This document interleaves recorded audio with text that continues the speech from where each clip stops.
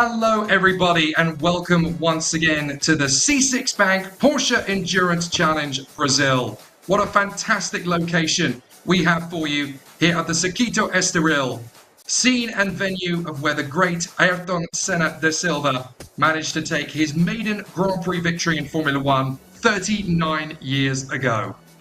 A very special race venue for Portuguese and Brazilian race fans alike, and the perfect destination, the fantastic and most suitable venue for the first of our Endurance Series races this year. It's a very short championship, this one, as all of the Porsche category competitors in the Brazilian fraternity have plenty to do and plenty to discuss. But it's great to see them with all their guest drivers, which we will go through in full formation over the course of the broadcast. I'm Jake Sanson, great to be with you once again.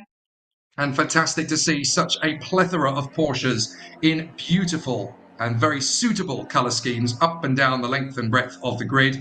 And there are 6 races going on within this 2.5 hour enduro, of course, because we have both the Carrera Cup and Challenge competitors. And in each of those classes, we have the Cup, Sport and Rookie classes. So there are literally 6 races going on within one starting grid. As you can see, the drivers have made their way in a ring up to the starting point of the brigade.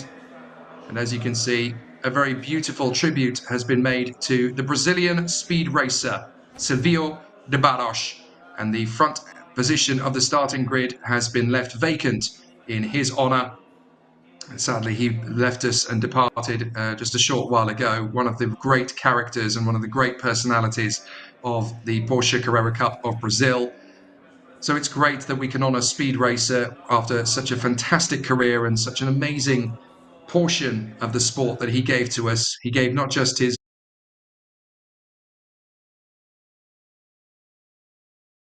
for racing in this sport.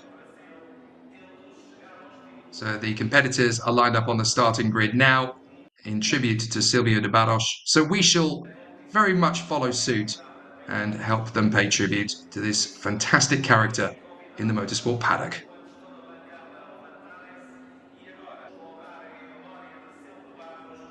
We'll be able to go through the entirety of the 2.5 hour race grid in just a short while. 80 drivers signed up for this fantastic event. But obviously the whole paddock coming together to pay tribute to Silvio de Barros, the Brazilian speed racer.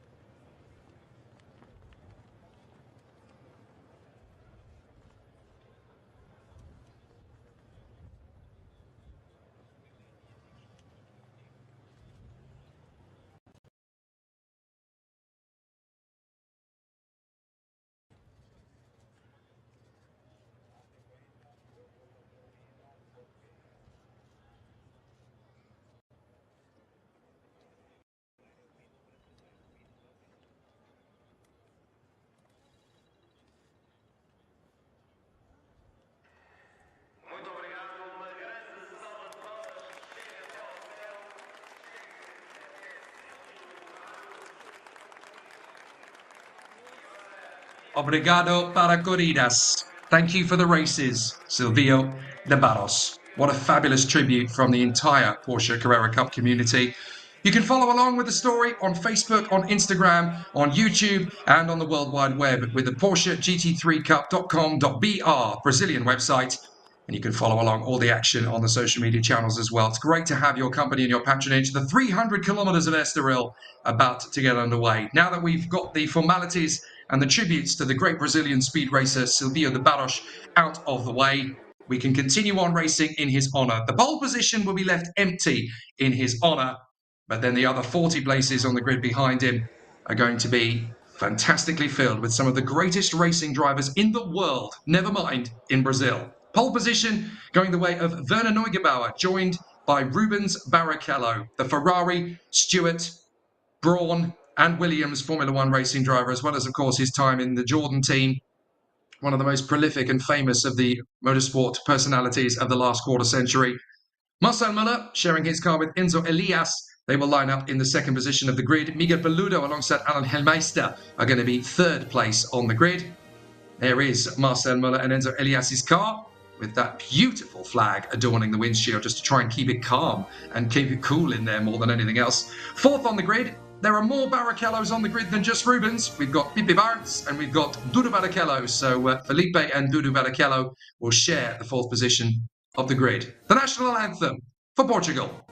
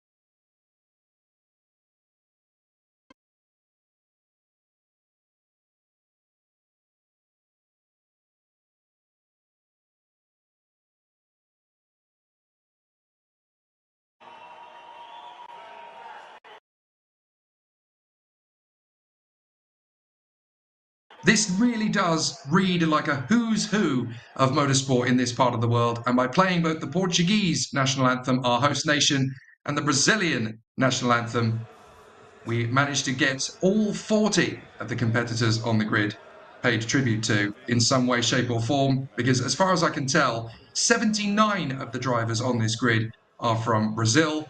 The one man who isn't is the Portuguese driver, Antonio Felix da Costa. Oh yes, we have definitely gone big with the celebrity additions to our starting grid. Let's go through it in full. Werner Neugebauer and Rubens Barrichello on the pole position here, with Marcel Muller and Enzo Elias on the front row of the grid beside them. There is Leandro Sanchez. He is one of the drivers pairing up with Attila Abreu as they are looking for an exciting charge forward. That is the combination that is going to be starting towards the sharp end of the field. 20th on the grid for them, halfway up the order. Behind Neugebauer and Barrichello on pole and Muller and Elias on second on the grid, we have Miguel Peludo along with Alan Helmeister. They are going to be third on the grid. Then the Barrichellos, Pipi Bartz and Dudu Barrichello running in fourth on the starting grid. Then Yosimar Junior lining up in fifth place. Alongside him is Sergio Romayo. And they're going to be in a fantastic car, the number 27, which is in the colour scheme of the helmet design of the great Ayrton Senna da Silva. There's our pit reporter, just chatting up and catching up with Werner Neugebauer and Rubens Barrichello, the pole position twins. And what a great opportunity for them to take the victory overall and in the Carrera Cup as well.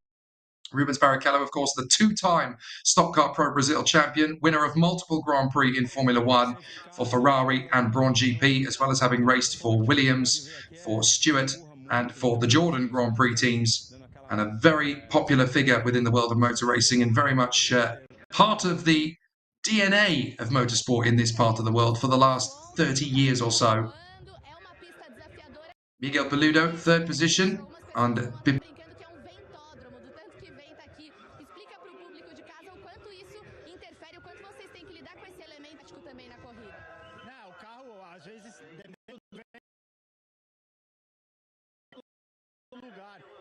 E se o vento tá a favor aqui na reta,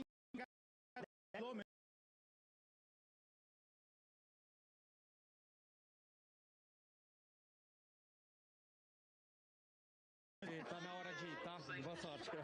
Aí sim, já deu, já tá certo então. A dupla pole position, Luke Monteiro para todos que estão com a gente, Werner Neugebauer e Rubinho Barrichello já tá entrando no carro que parece que é ele quem vai começar.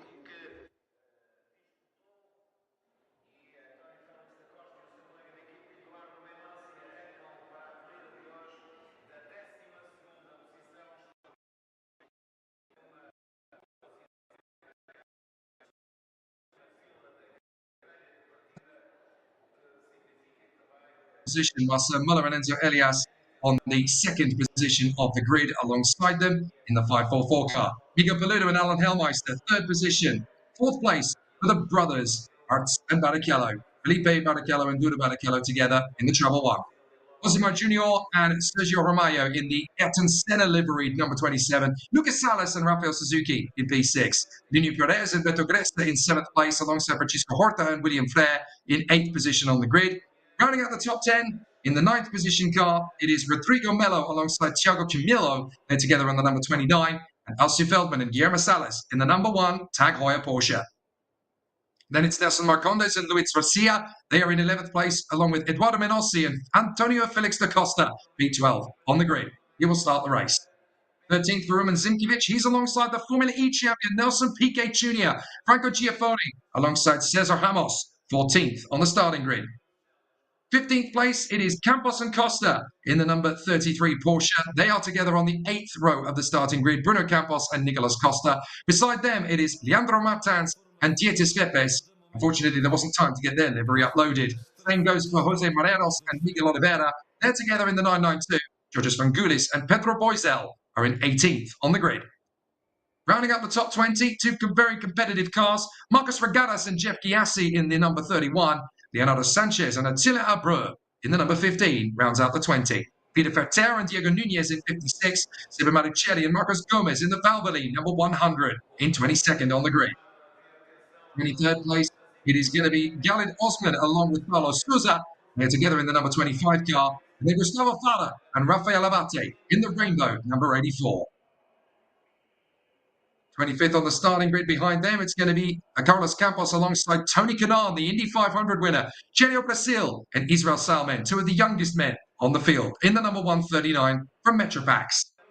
27th on the grid, Vitor Batista is lining up alongside Leonardo Hirman. They're going to be going for the sport category, and it's going to be Sadak Leiter, Fabio Carboni, fighting for the challenge victory alongside them, 28th on the grid in the 66 roll-on car. Then it's Alcio Benito alongside the two-time Stock Car Pro Brazil champion, Gabriel Casagrancia. Caio Castro and Matias Iorio are in the number 22 with the Golf black and gold colours. Then Iago Garcia and Miguel Mariotti, 31st on the grid in the 808. Piero Cifali and Edu Guedes are in the Boss colours, number 74.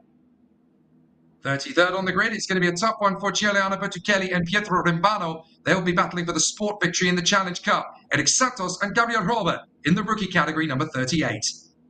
Then it's the all-lady team. Antonella Bassani, the 18-year-old superstar, alongside Leticia Buffoni, the trophy category driver. Claudio Reina and Joao Gonçalves are together in 36th. Then Luis Souza and Bruno Bonifacio, together 37th on the grid. Miguel Caetano and Joao Posa are in 38th on the grid. And then finally, Luis Landi and Tom Filio in the 19, and Andrei Gaczynski and Vanya Pontes in the 17. 40 cars, and it's going to be one heck of a race for 2.5 hours of this magnificent Estoril circuit. There is the pole sitter, Werner Neugebauer, getting himself ready to start the race. So Rubens Barrichello will obviously take over the car a little later in.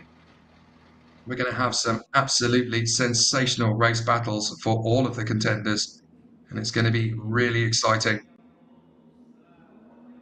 So the fans in the stands are ready for 2.5 hours of exciting race battles. And don't forget, as I said earlier in the top of the bill, there are 6 races going on in the same starting grid because we've got 6 classes, 3 in the Carrera Cup and 3 in the Challenge. So there's going to be the Carrera Cup Sport and Carrera Cup Rookie. And then there's also going to be Challenge Sport and Challenge Rookie. So 6 races within the same race. Werner Neugebauer looking calm and collected in pole position. It'll be Marcel Muller that starts the car behind him. Let's talk you through the other starting drivers. Behind Werner Neugebauer and Marcel Muller, we'll have Miguel Peludo and Pipi Bartz, and Sergio Romayo and Lucas Sales, Linio Perez and Francisco Horta, Rodrigo Melo and Alci Feldman, Nelson Marcondes and Antonio Felix da Costa, Rumen Zimkiewicz and Felipe Giaffoni. And then we'll have Bruno Campos and Leandro Martins, Miguel Oliveira and Giorgio Frangulis. And then we'll have Marcos Vargaras and Leo Sanchez, Peter Ferter and Marcos Gomez, Paulo Souza and Gustavo Fara, Carlos Campos and Celio Brasil, Leonardo Herman and Sadak Leita. And then we have Alci Feldmanito and Caio Castro, Miguel Mariotti and Piero Cifali, Gianluca Bertuccelli and Edu Santos. Antonella Bassani will start her race, and then Claudio Reina alongside her. Then it is Luis Souza, Chris Caetano, Lilo Landi, and Andres Kaczynski. Some great onboard pictures there. In the middle of the inset, you can see on board with Antonio Felix da Costa, showing his car with Eduardo Menossi. And it's going to be Antonio Felix da Costa, the Formula E champion, who starts the car. And you'll also see the 83 there in the mix. That's the car that's being shared by Gabriel Casagrancha and the man who shares the car with him, Alci Feldmanito, the young teenager, who is, of course, the son of Alci Feldman, who races in the number 1 Tag Heuer car, sharing that with Stock Car Pro Brazil race winner, Guillermo Salas. So the 300 kilometers of Estoril about to get underway then, and what a magnificent challenge awaits the drivers here in the Porsche Endurance Challenge of Brazil. The first of several events coming up in the calendar, but it really will be a sensational battle to continue moving forward.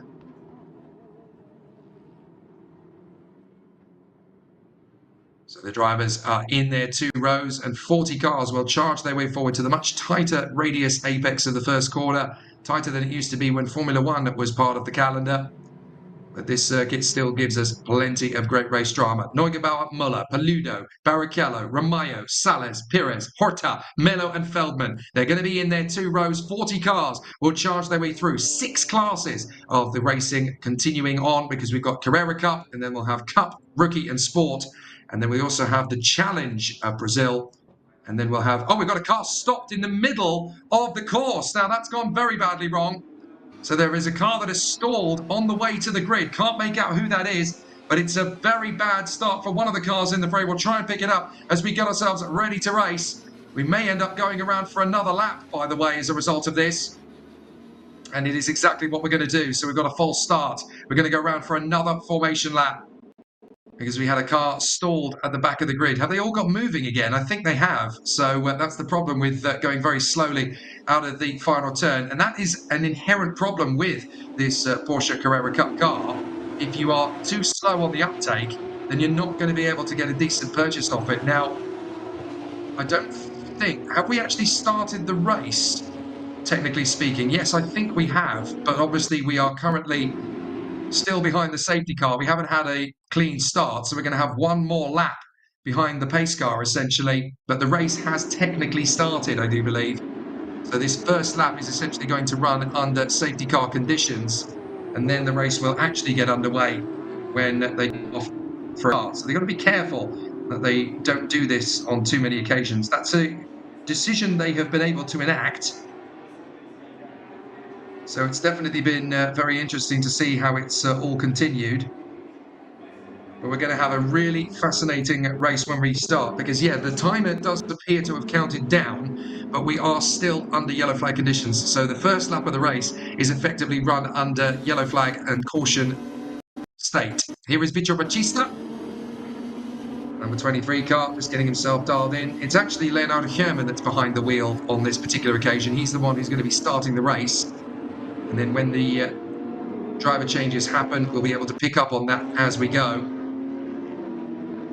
But But certainly for Werner Neugebauer, it's high pressure because he obviously wants to make sure that we run through this 40-car field and get a clean start, but we cannot afford to have too many difficulties. So everybody trying to continue on and make a good run of things. 40 cars in position. Look at the Yosemite Junior and the number 27, the Senna colours, resplendent here at Estoril. Very fitting, considering 39 years have passed since Ayrton Senna da Silva's first win in Formula One on this very circuit. As you can see, time is ticking down. We're under safety car because we didn't get a clean start. So technically the first lap of this race is run to safety car conditions then. But the race will not start unless we've got a clear run. So everybody's got to make sure that they're in the correct positions. So it's going to be a really interesting challenge for all of the competitors. They come off the final hairpin, they will charge their way down to the first corner, and this is going to be fascinating. Neugebauer versus Muller, it wouldn't be the first time they've raced to the edge for the first corner.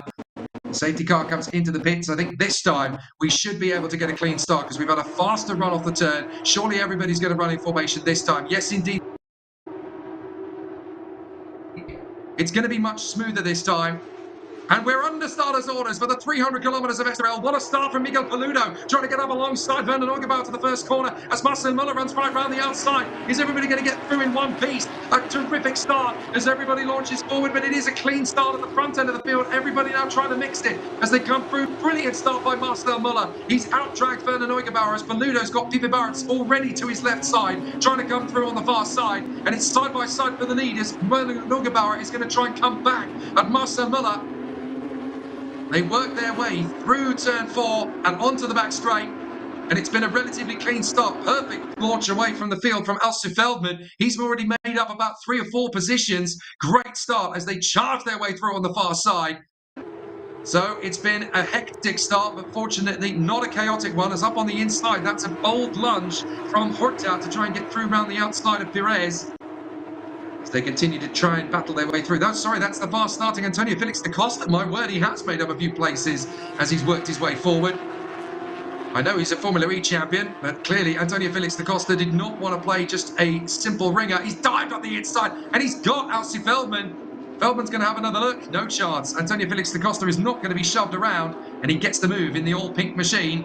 Excellent work from the Porsche factory driver as everybody else is just trying to make a fairly neat run through. Behind Yosemite Junior, you've already got a fairly tasty battle. It's actually Sergio Romayo who's at the wheel at the moment. My apologies. So the battle still rages as we watch Francisco Horta work his way through. They come across the start-finish line and it's Marcel Muller who leads the way. Werner Neugebauer, then Paludo, Barrichello, Sales, Romayo, Antonio Felix da Costa, then Perez, Horta, Feldman, Giafoni, Mello and Martins. So a great start to proceedings. Big dive up the inside. That's going to be a late lunge there from the 911. Lovely move from Martins. He gets through on Rodrigo Mello with a very tidy manoeuvre as Rubens Barrichello watches on the inset as the race lead is no longer his. A couple of drivers already making some big instinctive moves. It's a bit of an uphill camber, this one. You don't really get to see that too often on television pictures. But we're on lap 2 of 72. And up the inside... Oh. Getting a little bit feisty on this first lap. Couple of cars going for a bold move nice and early. Not about to be shoved around as Romayo is trying to shake off the attentions of Antonio Felix da Costa. Then we've got Perez, Horta, Feldman, Giafoni, Mello, and up the inside. That's a nice lunge there from Marcondes who gets through on Leandro Martins. So very nicely handled. Good little bit of racecraft between the two of them. But for the moment, Marcel Muller has the legs on Werner Neugebauer, who is trying to put him under some pressure and run very close proximity to him. Paludo, 3rd place. Pipe Bartz, 4th position. That is, of course, Felipe Barrichello, the formal name. Pipe Bartz to his mates. Working his way through. Neugebauer still putting Marcel Muller under some pressure. They come off the final turn. And things are starting to look pretty even as they come off the turn. Trying desperately to push the car further forward. 300 kilometres, of course, is about the length of a Formula One Grand Prix, but it will take 2.5 hours in a Porsche Carrera Cup car. So Marcel Muller completes the 3rd lap.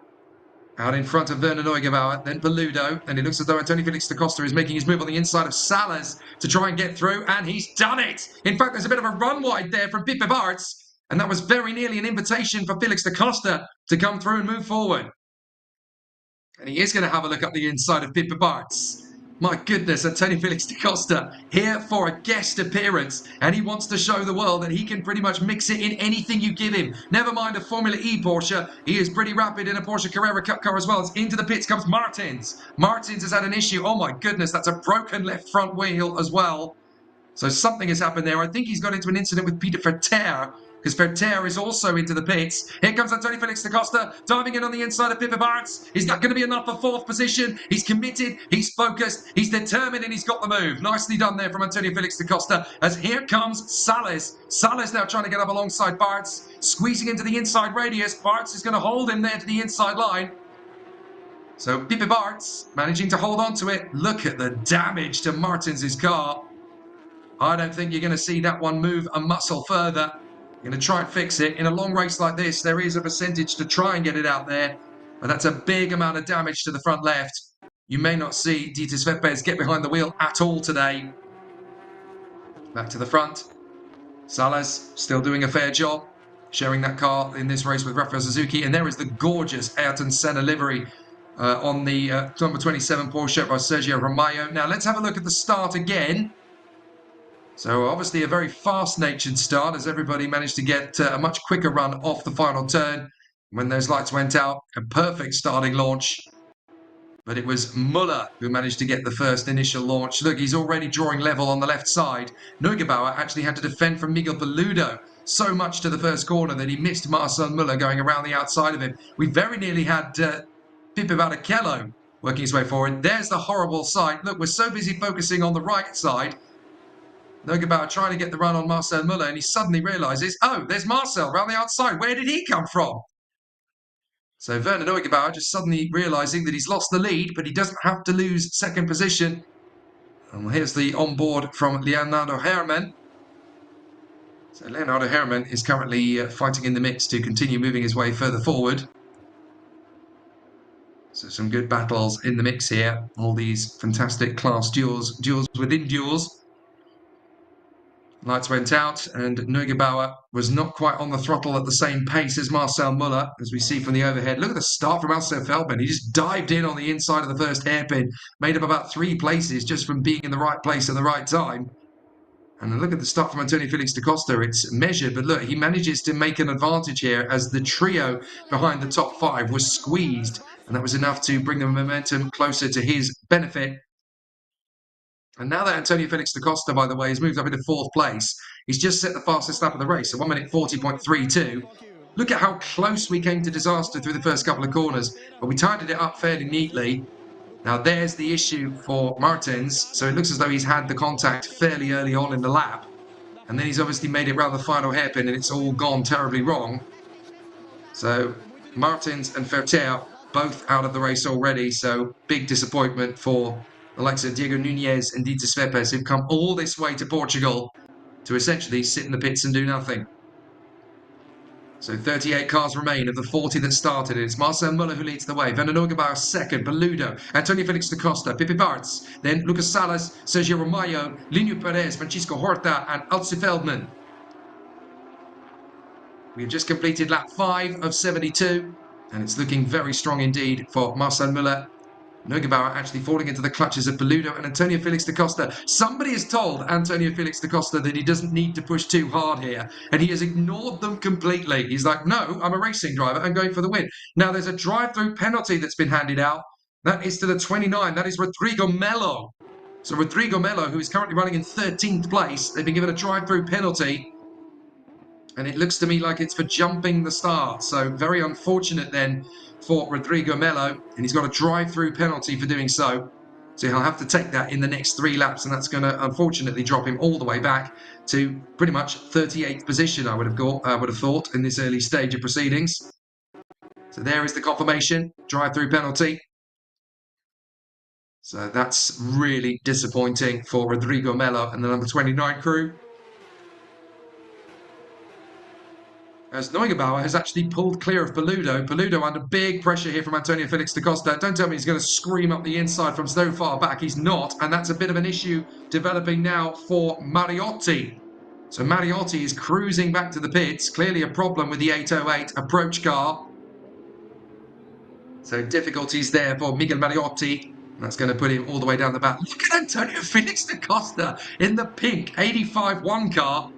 That is just phenomenal pace. He's clearly decided, right, it's been a long time since I've had the benefit of the internal combustion engine behind me. I'm going to make full use of it. So we've got some great battles developing further back. This is the battles between Giafoni, Frangulis, Melo, Regadas and Gomez. But of course, one of these five is going to be into the pits this time for a drive-through penalty, if not the time after. Otherwise, they'll get an even bigger penalty. Here comes the chance from Frangulis. He has a think about it. Bit of a dive on the inside of Rodrigo Melo there from Gomez. He had to think about it. Travel one. Barrichello's under some serious pressure. There goes Lucas Salas round the outside of Pipe Bartz. This is phenomenal control from Salas as he manages to sort that one out right round the outside here on lap 7. Terrific stuff. And then there's even more battles as there comes the move. Neugebauer having to defend from Paludo. And here comes Antonio Felix da Costa. He wants a piece of this. He's got a gap up the inside line. He's going to try and go side by side with Paludo around the hairpin. It's not going to happen. He's going to get straight back on the tail. Bit of a run wide from Werner Neugebauer. And they go down the straight in formation. Neugebauer second. Paludo third. Antonio Felix da Costa P4. Marcel Muller must be loving this up front as Paludo pulls out to ensure that Antonio Felix da Costa doesn't go for the move into third place. And how about this? Pressure from a world-class world champion. Antonio Felix da Costa putting Neugebauer and Paludo's backs to the wall. Behind them, you've got Salas and Felipe Barrichello. Still having a great run of it. And Sergio Romayo, who, of course, is leading in class as well. Let's have another replay. Now, this is further back. This is the issue between Alcifel Benito dueling away with Landi. And Alcifel Benito spins the car. He's already had a couple of big moments in 2024. And that will really not have put him in anybody's favour there. And of course, his teammate is the two-time Stock Car Pro Brazil champion, Gabriel Casagrancha. So he's not going to be terribly happy. As Miguel Mariotti, the car is brought back into the pits. And you've got to feel for Iago Garcia, who's also not likely to get out to do any racing at all in this one. So we're already down from 40 cars to 37 cars on lap 8 of this 300 kilometers of Estoril in the C6 Bank Porsche Endurance Series of Brazil. So there you go, conversation. I'm not entirely sure what the situation is, but Miguel Mariotti is very clear that he doesn't quite understand why the car would break down in the first 10 laps. Antonio Felix da Costa has now broken into the 1:39s. The last lap he did a 1:39.5, half a second quicker than anybody else. This is a replay. This is actually Bartz and Salas. Watch Salas just round the outside, keeps it going, pumps in the throttle. That'll do. I've got enough space. I've intimidated Felipe Barrichello, and that'll do nicely. It's one of the best overtaking moves I've ever seen in Carrera Cup. And look at Miguel Paludo. He had second place for about 4 meters, and then Werner into second position. You're going to need a better move than... Oh, puncture. Big issue there, and that is the 22. That's Caio Castro. So Caio Castro in the golf car. Careful going through the hairpin there because you're going to hold up the rest of the field. And into the pits as well. All sorts of problems. That's Rodrigo Melo for the drive. Oh, that's the Coppet car. That's a big issue. And that is game over for Leandro Herman. Well, they were the favourites to take the class victory. They were leading at the time. And there is Caio Castro limping back to the pits. So if anybody thought this was going to be a dull 2.5 hours, think again. All sorts of problems. And there's flotsam and jetsam literally in the circuit. Safety car, because Leandro Herman's car is stranded at turn 2. Big drama. And there goes the victory in the category as skating down into pit lane, Gilles Villeneuve style, comes Caio Castro, desperately trying to slow the car down. Well, that is devastatingly unfortunate for Caio Castro. But even more so devastating in the challenge category of the sport category for Leonardo Herman, as it's game over for them as well. The safety car comes out, and it's very handy. Look, you've got that escape route on the entry to the pits, so the safety car can actually catch them before they even cross the line, or at least it can pull out onto the circuit before they can even cross the line. So Rodrigo Melo out of the race. Sorry, no, Rodrigo Melo out of the running. He had a drive-through penalty. Oh, and looks like Leandro Herman's been able to get the car going again on 3 wheels by the look of it. Because what's happened to the other wheel? Has it fallen off? The car is spinning in the wrong direction through turn 2. That is such a weird incident.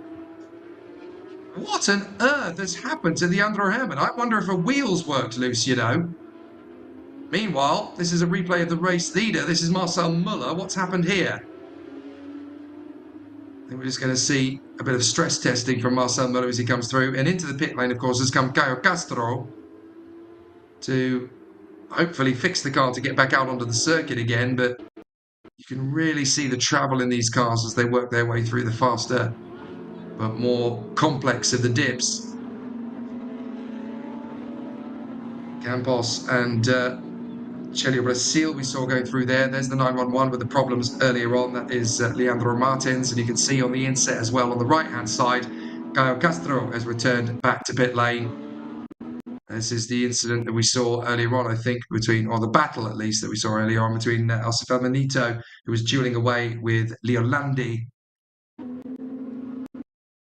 But fantastic to see all these battles. Look at how close Miguel Peludo got to actually breaking into second place ahead of Werner Neugebauer. And I can tell you that just before that all happened, we didn't see it, but Antonio Felix da Costa is now in 3rd position in front of Miguel Peludo. That is the kind of replay we want to see, as Leandro Herman is now limping his way back to the pits. Into the garage gets pushed Caio Castro.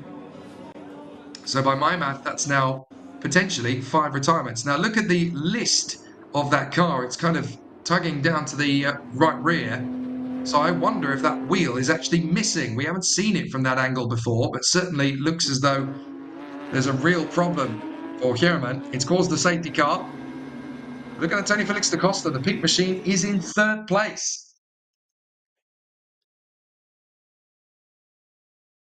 Now we're going to get to see 2 of the phenomenal battles on the field here. You're going to see some excellent battles.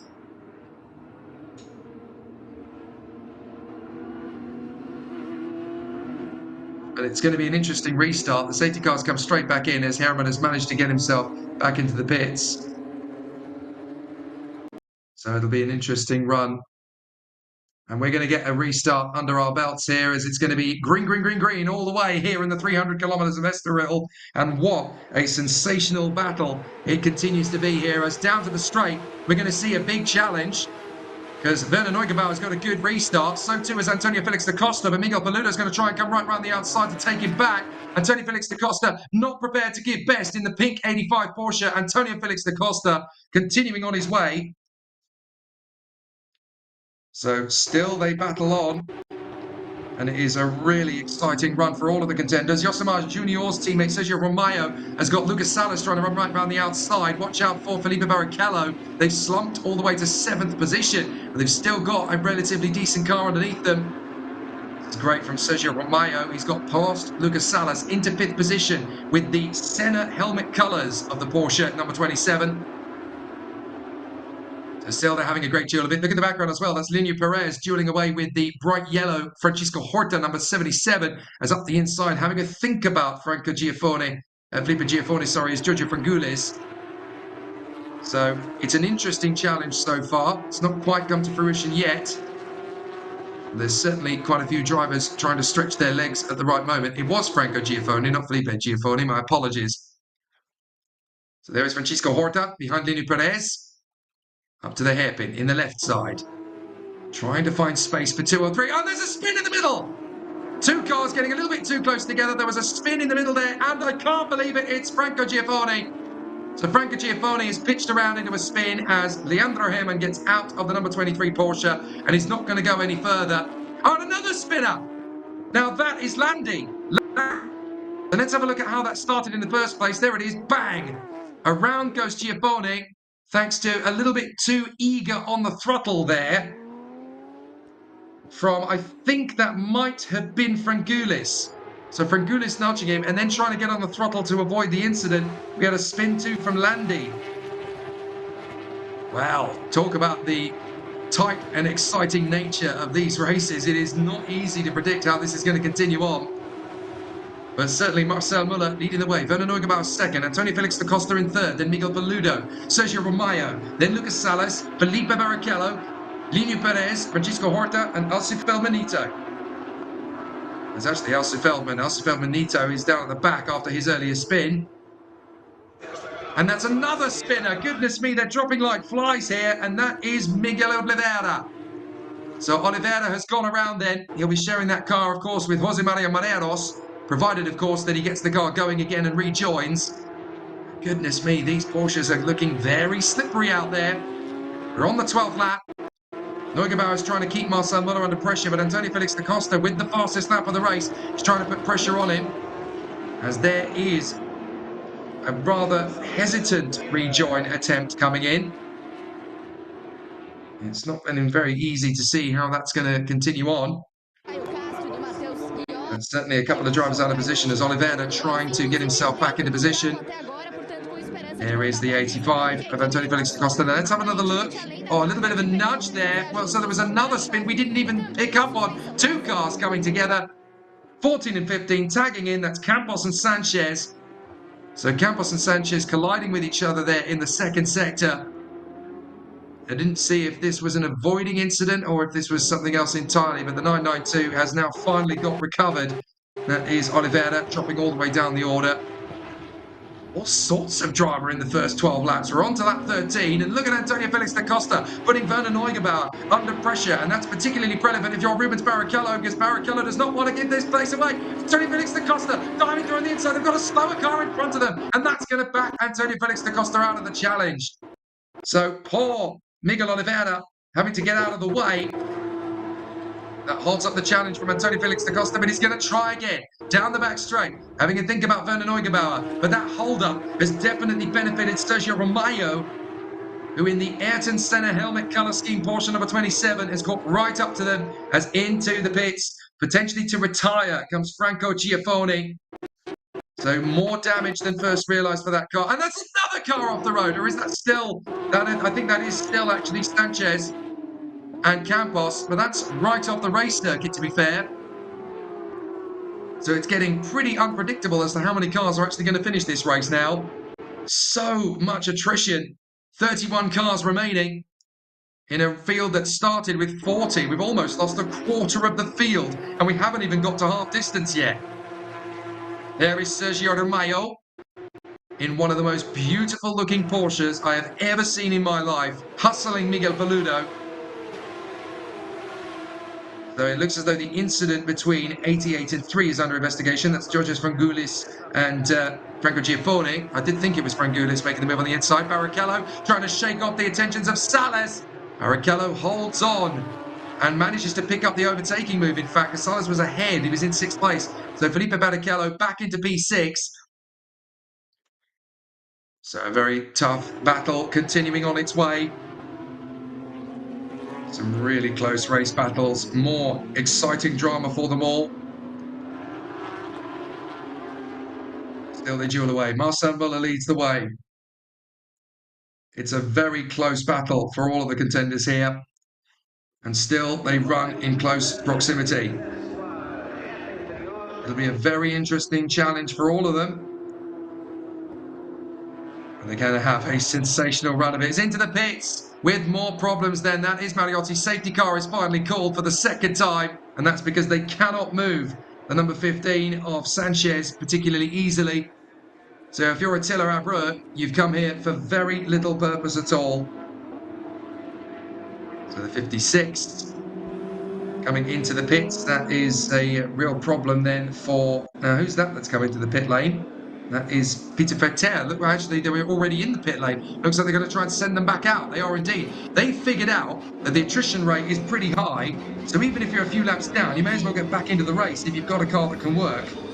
Because you never know. There's a good chance you might still have an opportunity.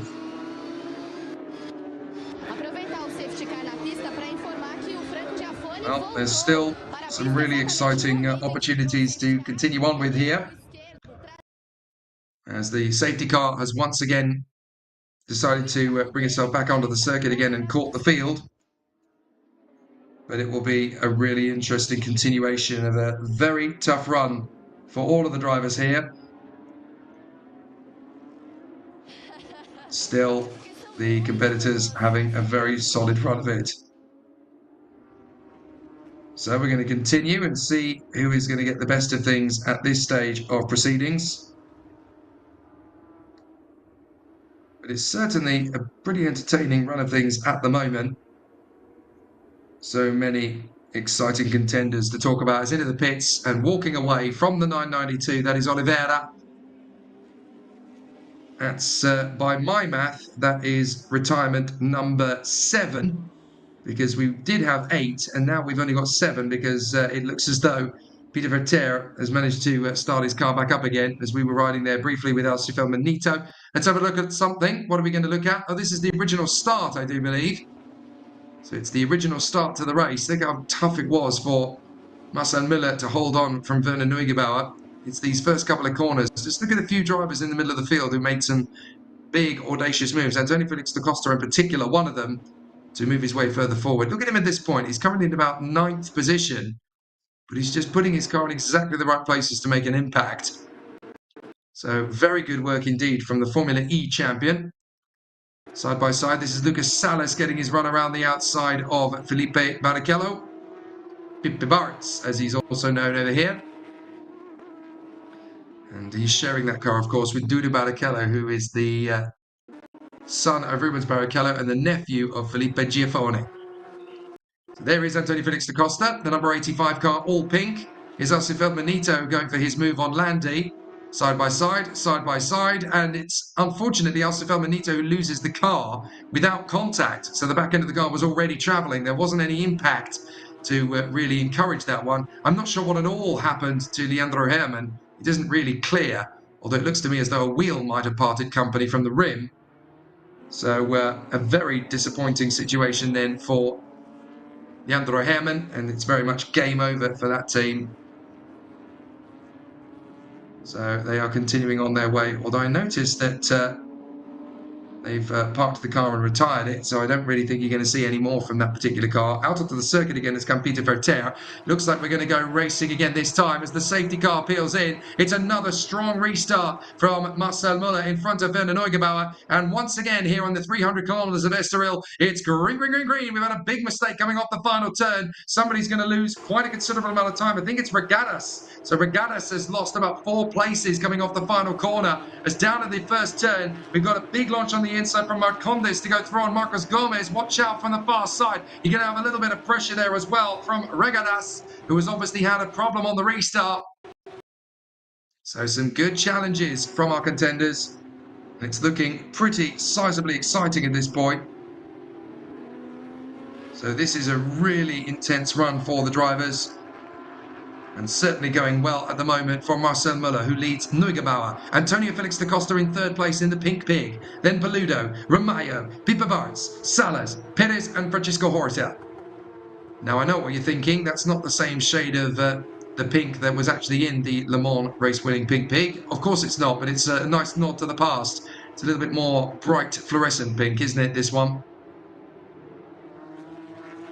Good battles continuing on here. This is Georges Frangoulis trying to shake off Gomez and obviously also take on Alcio Feldman in the same breath.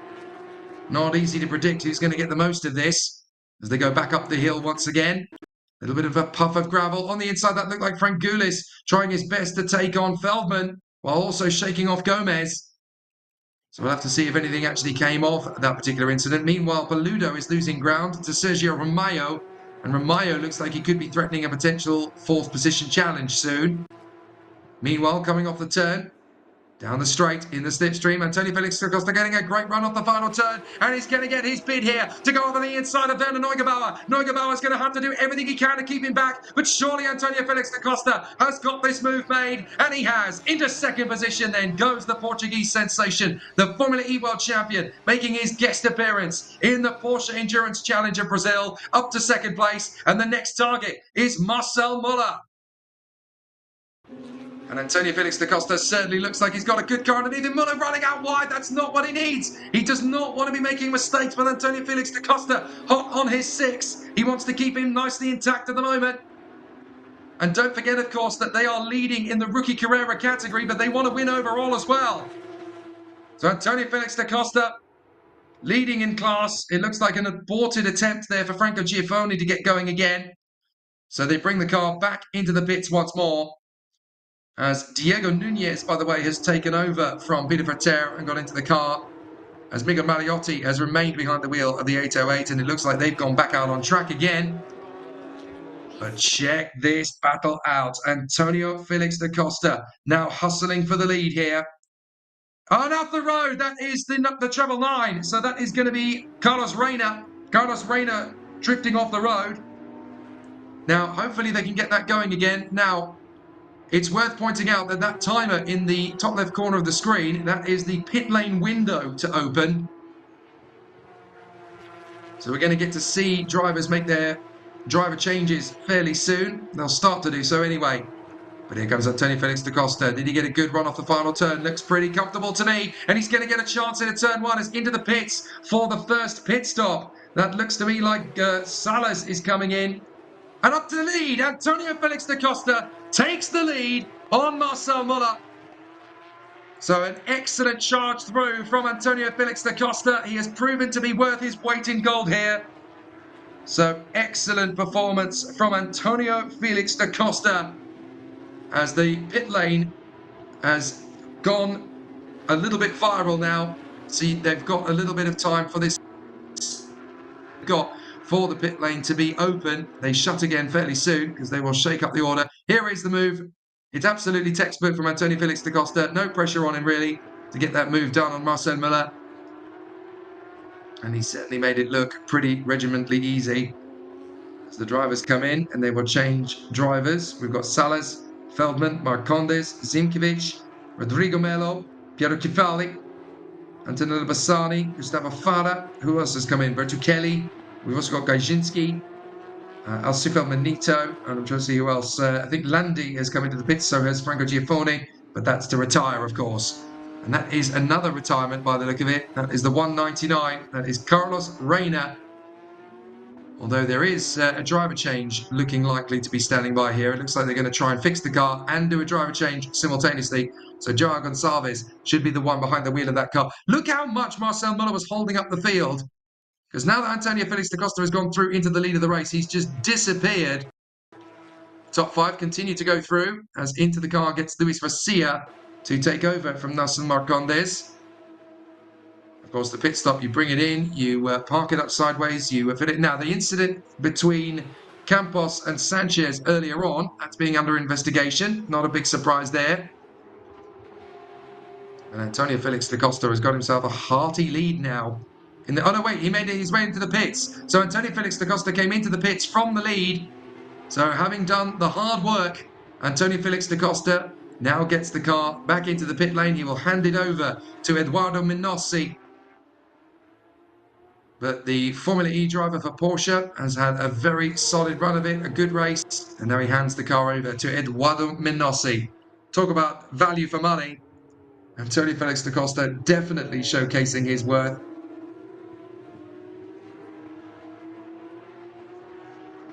So everybody basically now getting ready for their driver changes. Wouldn't it be a shock if all 4 of these cars came in together for their driver changes? But they do look as though they're going to leave it as late as humanly possible.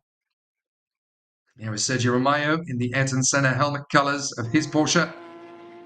Now the big question is, going past the pits with 3 minutes 20 still on the timer, how many more minutes do we think we're going to have to wait until these 4 drivers come in? And will they all come in together to try and outfox each other or back themselves up in the pit stop window? We'll find out shortly. As into the pits has come the 84. That is Gustavo Fara. As in comes Marcel Muller. And in comes Paludo. So Muller and Paludo come straight down pit road. So Werner Neugebauer is going to take the lead. And Sergio Romeo is going to take second position. Behind them, that looks like Felipe Barrichello is coming to the pits as well. And Linu Perez is also coming in. So essentially, this is the last chance for all the drivers then to make their driver change. Got to make that car move a bit easier. Marcel Muller, having brought it in, he'll change over, of course, to the team's second driver in this race, Enzo Elias. This is all part of the process. They've got to reverse the car in and make sure that there's enough room for multiple teams to pass. There is Pipe Bartz. He's going to hand over to Dudu Barrichello.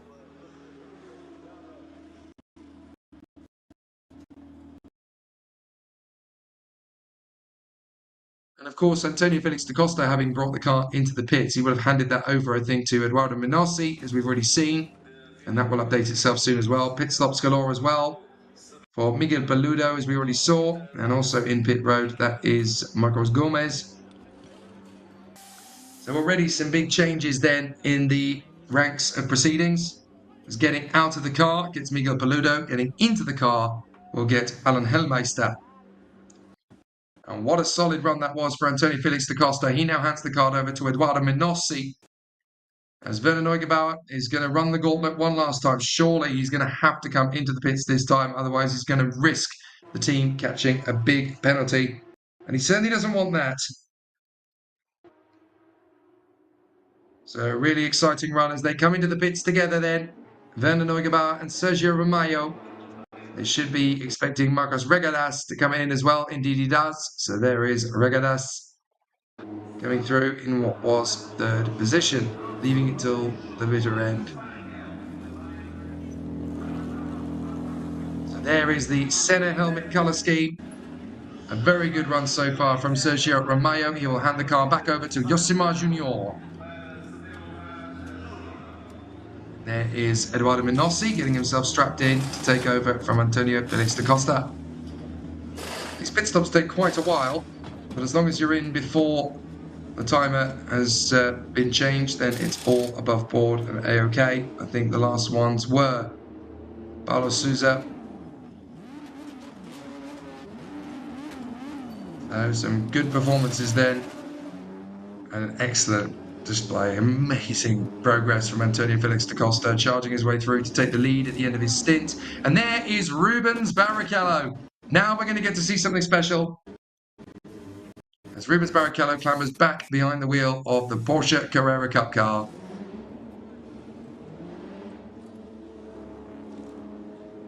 It's interesting which drivers have decided to go for it and which drivers have not in terms of the team tactics.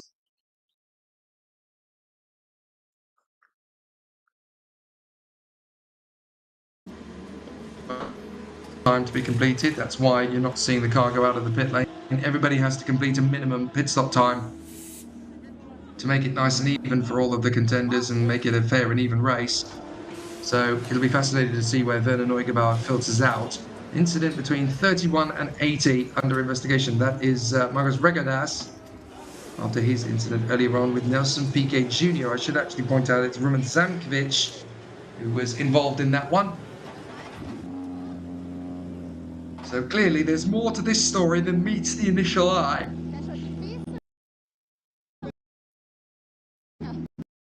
So there is the Targa Hoya Porsche, currently being driven by Guilherme Salas, the Stock Car Pro Brazil driver. But a couple of contenders are just trying to accelerate their chances by moving their way up through the field. You can, of course, do that. We welcome a little bit of audience participation. So Guilherme Salas putting under pressure the two guys in front. Oh, and that's going to be a trip up of one of the back markers potentially. So Antonio Felix da Costa speaks with our reporter. Sadly, we can't get real insight as to what's being said at this point. Unfortunately, just ends up a little bit complicated when things continue on their way. So there is Minossi. So out on the circuit, race leader was technically Werner Neugebauer last time round in front of Sergio Romeo and Marcos Regadas. You do kind of wonder how prevalent that is at the moment. So the contenders still having a very good race of it, but this time with all of their pit stops pretty much completed.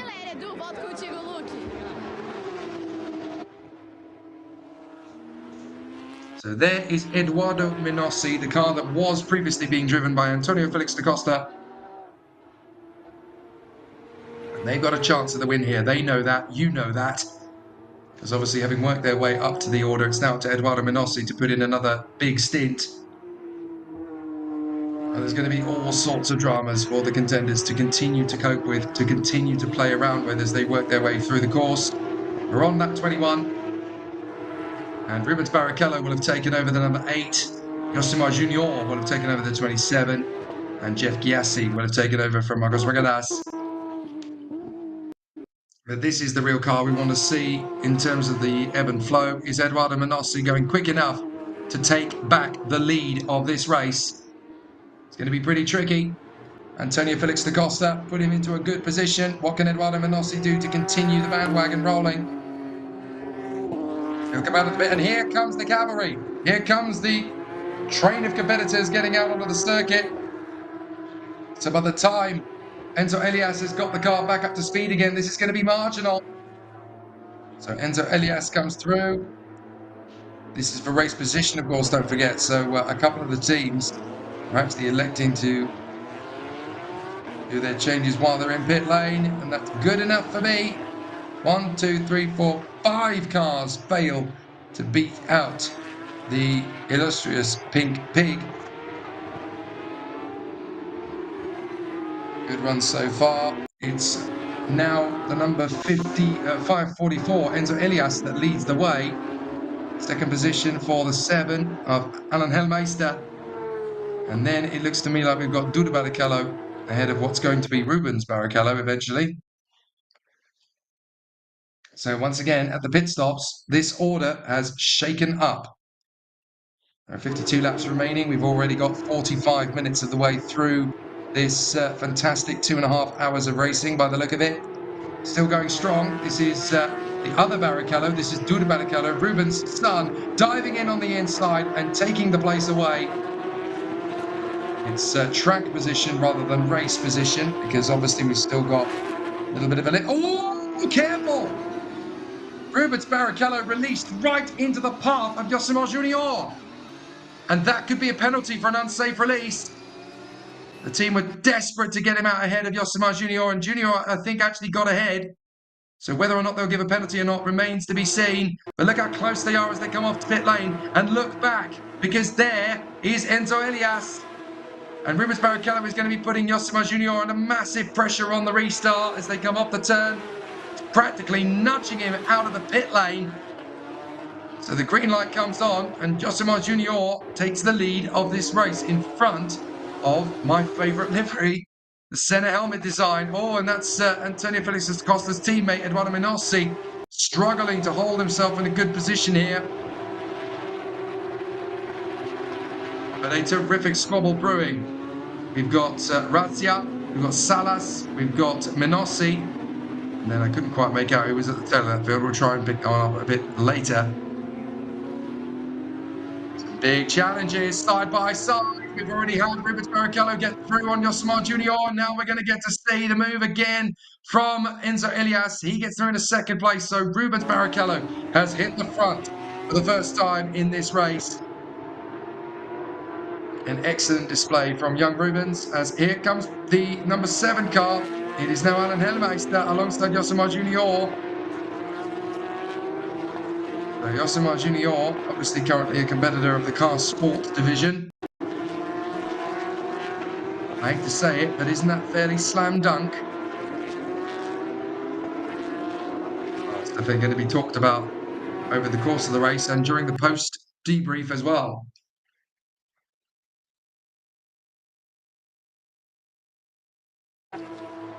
"21 laps will have been completed at the end of this one. And Rubens Barrichello leads Enzo Elias. Two drivers that know each other well from racing each other in the Porsche, in the Stock Car Pro Brazil, I should say, but they also are racing here in the Porsche Endurance Series. And coming out of the pits, we've got another slower car, but that's not going to affect where Rubens Barrichello filters out. He is really having to go defensive to shake off Enzo Elias. Elias is going to try. Barrichello chops across. Here comes Alan Hellmeister. 3 cars going for it. Barrichello still trying to defend. As still Enzo Elias comes at him. Now he's going to try and go right around the outside out of 4. And then cut back for the switch. I thought for a moment there we were going to see Enzo Elias pull alongside us from the onboard camera. But it's 1, 2, and 3. And Rubens Barrichello trying to hold on here from Enzo Elias. Elias looks to the left, looks to the right, looks back to the left. Here comes the move from Hellmeister. Hellmeister's going to try and take on Elias. No, you don't, says Enzo Elias. I'm trying to get through Rubens Barrichello. Wait your turn. They come off the hairpin. And down to the right-hander once again. Excellent work from Barrichello to hold the move. Very tough and determined stance from Enzo Elias, who's got to play offense and defense simultaneously. And good opportunism from Hellmeister. Hellmeister pulls across, trying to outfox Enzo Elias once again. And all this is doing is bringing in Dudu Barrichello and Josimar Junior to the party. You imagine what joy there's going to be if the Barrichello pairs end up in the first two positions of this race. No matter which of them wins, there will still be so much pride. Come off the turn. Down the straight. Circuito Estoril always providing great drama. Very close rhythm. And an amazing start to proceedings there from Rubens Barrichello, but he's still got pressure from Elias and Hellmeister. Then fourth place is Dudu Barrichello in the Trouble 1. Good recovery drive from them. Josimar Junior in the Senna helmet design Porsche. Then it is Gressa in sixth place ahead of Suzuki, Razia, Guillermo Salas, and Pedro Boisel ahead of Nelson Piquet Jr. We've got smoke coming. Smoke coming from the back of the 38. That is Gabriel Robe. So Gabriel Robe is going to limp his way back to the pit. Oh, that's why. Puncture on the right rear. So that'll be why there's smoke coming off the car. Here comes the charge again from Elias. He's going to make a big move here on Rubens Barrichello, and he takes the lead, but he's left it very late for the braking. Will he be able to tighten the radius? He does. Excellent work. Meanwhile, there is a drive-through penalty going the way of Regadas and Giassi. That was for Regadas' earlier collision with another car, so they're going to get a drive-through penalty for that one. Very disappointing, but our lead has changed again, and this time it is back to Enzo Elias.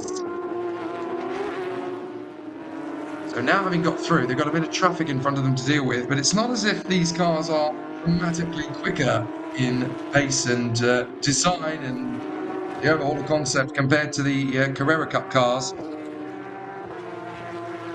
going to be pretty tricky to let these guys in the right place. They have to, of course, signal to them that they're going to be very close in together. And look at Felipe Barrichello. Sorry, look at Dudu Barrichello, I should say, the young son of Rubens. So they are running in 1, 2, 3, and 4, the top 4 cars now. Second and fourth for the Barrichello family. It's not a bad return. They'd like a bit more, as I think we all would. Let's see how it all continues to progress. Again, tough stuff, but Barrichello's teammate, Rubens Barrichello, is not able to get quite close enough to Enzo Elias to challenge. Now we've got 5 cars dueling away for the front end of this race. One of them is actually a safety car, is actually a slower car, I should say. Look in the background, and there is Josimar Junior. He's got back ahead of Dudu Barrichello. Sorry, that is Dudu Barrichello. 4th position behind Alan Hellmeister. Still putting pressure onto Rubens Barrichello. Now, who's that in pit lane? That looks like Gabriel Robe, having problems after his puncture. So just getting the car restarted. Still, the battles rage here in the 300 kilometers of Estoril. But they're not quite getting fast enough to that car in front to us to move over and let your entire entourage go first. Excellent stuff. And out of the braking zone again. Felipe Barrichello leaving nothing to chance on the table here. Hellmeister looks like he's got a good run for 3rd place. But there's one Barrichello on the podium in the shape of Rubens in P2. We may well get a second if Dudu Barrichello can put Alan Hellmeister under massive pressure. Into lap 25 we go. And there's already a real impetus from Dudu Barrichello to make the move to go and join his father on the rostrum. Is it going to be a late lunge? No, it's not. So again, Dudu Barrichello has to regroup, restart the ball rolling. 166 has a drive through now. That is João Bosser. So I'm not entirely sure why he's able to get that sorted. The Trouble 1. of Durabarrichello. Now diving up the inside, he's not prepared to give best, and he fights his way through on Alan Hellemeister. Oh, that really took some guts from Durabarrichello. His dad will look back over that one later, and he will see how proud of him he is. That is one heck of a move. So Francisco Horta has been like, look at this, look at the aggression. There's barely a gap open there from Durabarrichello, but he says, no, you've left the door open. I'm coming through. It's going to take a bit of opportunity. And that was superb from Durabarrichello.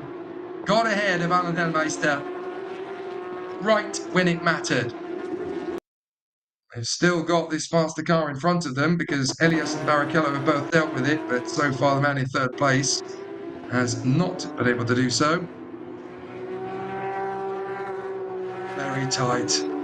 Lots of people watching along, hoping to see the best of their competitors out there. But certainly Rubens Barrichello now has pressure to try and get ahead of Enzo Elias, but there's also that rear-end cover story. Let's have a look at a replay. I want to see what we're going to see here. Big dive up the inside. Oh my goodness, what a shunt! Now, who was that? That looked to me like, well, I couldn't quite make it out. That looked to me like it might have been Israel Styleman flying off the road. As side by side with Yosemar Junior, that is Costa. So Nicolas Costa getting through. We've certainly had a car skating off the road and into the barriers. Are we about to get a safety car as a result of that? As coming up the inside now, that's a very aggressive stance again from the number 3 machine. That is Ramos. Cesar Ramos, of course, is already a lap adrift, I do believe. So a chaotic race continues in earnest here. And we are about 10 laps away from the halfway point in this one. So who is it that skated off the road, you ask? Well, it looked to me like it might have been... I'm trying to make out who it was that's all the way down the order. Well, the 72 has skated, continuing on. That is Antonella Bassani. They were in a very different colour scheme of car yesterday, as they had their Mobile 1 with gold colour scheme. Now I don't think that car is running on all cylinders. Certainly not having a good job because they've had to clamber into one of the spare Porsches. So very unfortunate indeed as the lady team continues to plough on. It is pretty fraught with danger at the moment. Antonella Bassani down in 32nd place. The car just doesn't have the pace that it once did. Very unfortunate. Marcel Muller, Enzo Elias. 2 drivers sharing the leading car. Very proud and very happy with themselves, I'm sure. The leading a race is one thing. Winning it is quite another. Good dueling to the first corner.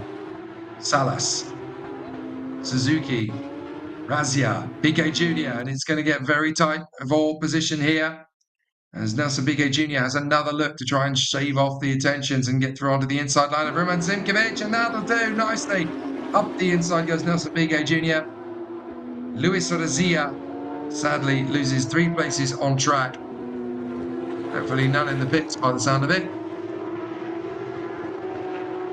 Another attempt, another try, diving up the inside. A little bit tentative from the 199. Very tempting proposition for several of the drivers out there. Trying to work their way further forward. Really working very well indeed. You can see the debriefs going on after these drivers' stints. They've obviously changed over for a driver. They'll get to do it another couple of times, I believe, in the race. Thiago Camilo continuing to put on a good showcase here. Obviously showing the world, wanting to show the world that he is still a very capable pair of hands in this car on any circuit you give him. So it's definitely going to get exciting and interesting from here on in. Wonder what else we'll get to see. A really exciting challenge. This battle is going right now. There was a run wide further back in the pack there. I think that might have been Rafael Suzuki deep in the battle with Guillermo Salas as we watch Alan Hellemeister all over the back of Durabarrichello. still having a great battle.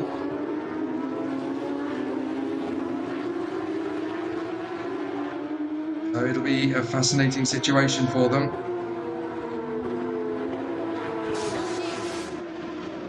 It's going to get very tense between these two. You can just tell, can't you? Because there's such a close battle going on there. These are the leaders in the Carrera Cup battle. We've got Muller and Elias in the lead of their particular battle. Lino Perez and Beto Gres in the lead of theirs. In the Challenge Cup, you can see Later and Carboni, Later and Grancia in Sport. And then in the rookie category, it's not the 83 car twice, I can tell you that. They are actually leading in rookie. In the sport category, I can tell you it's actually Vettel and Rapano who are actually leading that class. So there was a little bit of a glitch there, unfortunately. The fastest lap of the race is now 1:39.446, and that has been set by Nicolas Costa. He's taken that away from Antonio Felix da Costa. No relation, of course. As we now look at Fabio Carboni, who is doing a fair job leading in the challenge category. Sadagleiter and Fabio Carboni, they lead in the challenge class. And so far, quite a long way ahead of the car that's in second position, because, of course, that is Gaio Castro, who had that puncture early on. So I doubt you're going to see any real challenge from the contenders behind them. None the least, of course, the reason because the third car in that category is not circulating.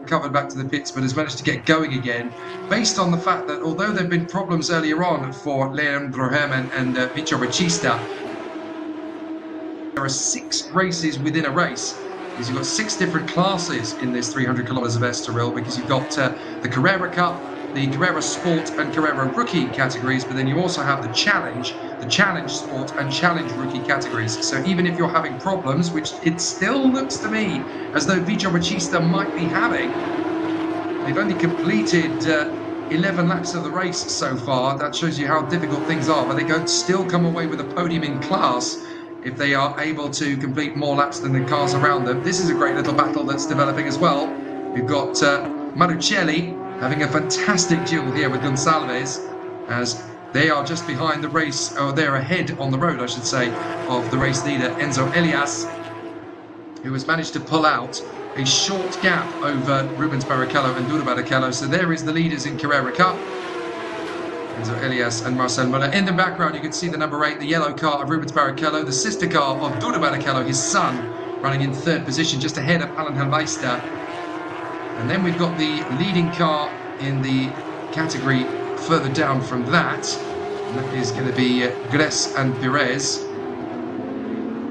So they're having a fairly decent time of it as they continue on their way forward. So that is the sport category we're talking about there, of course. That is Beto Gres and Lino Perez. And they're currently leading that category. Second in the category, by the way, is Nelson Piquet Jr. and Roman Zimkovic.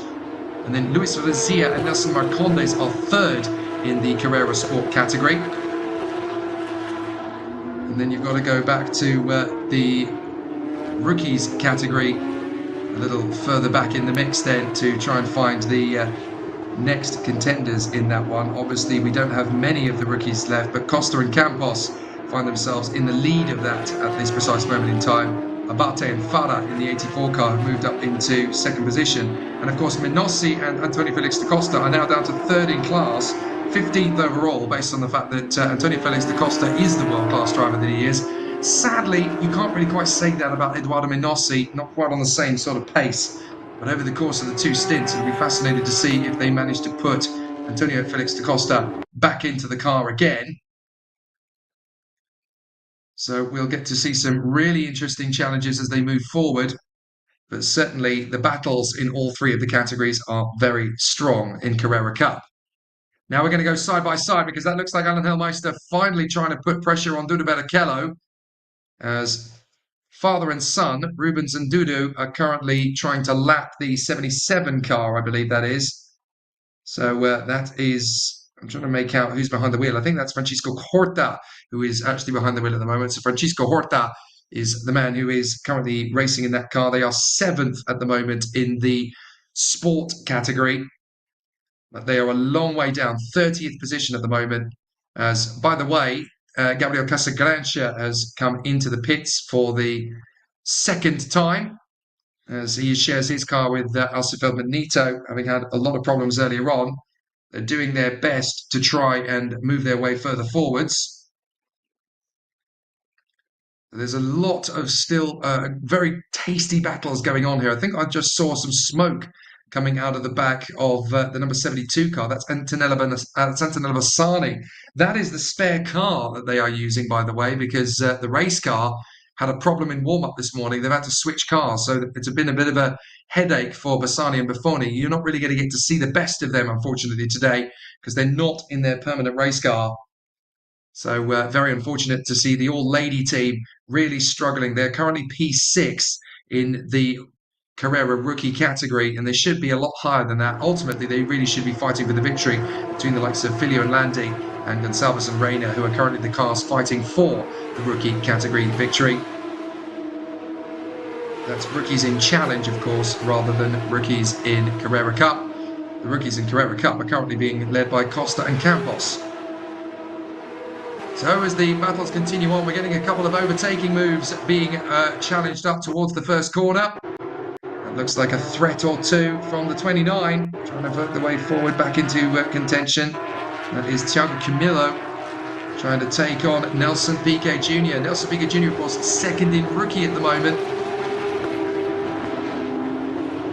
So it's all looking pretty very solid between them. Actually, I should mention that Nelson Piquet Jr. is actually 2nd in sport, not 2nd in rookie, as he shares that car with Rumen Zimkiewicz.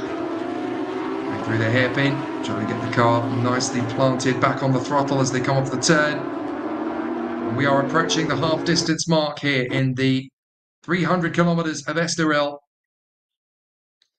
The drivers have been racing for a fair deep while into this race now, just over an hour and 8 minutes. There are the leaders in Carrera Cup: Muller and Elias in Carrera, Perez and Gressa in sport, Campos and Costa in rookie. It's changed a lot over the course of the last half an hour.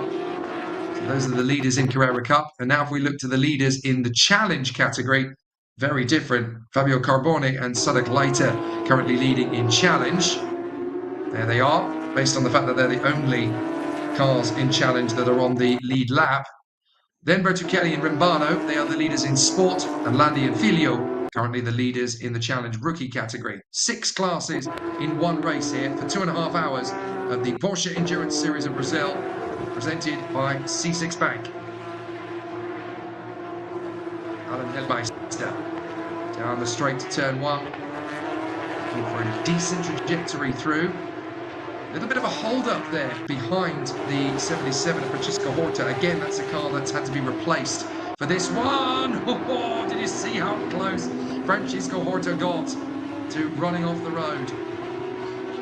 And now we're coming to the pit stop window once again, so it's time to change up drivers again.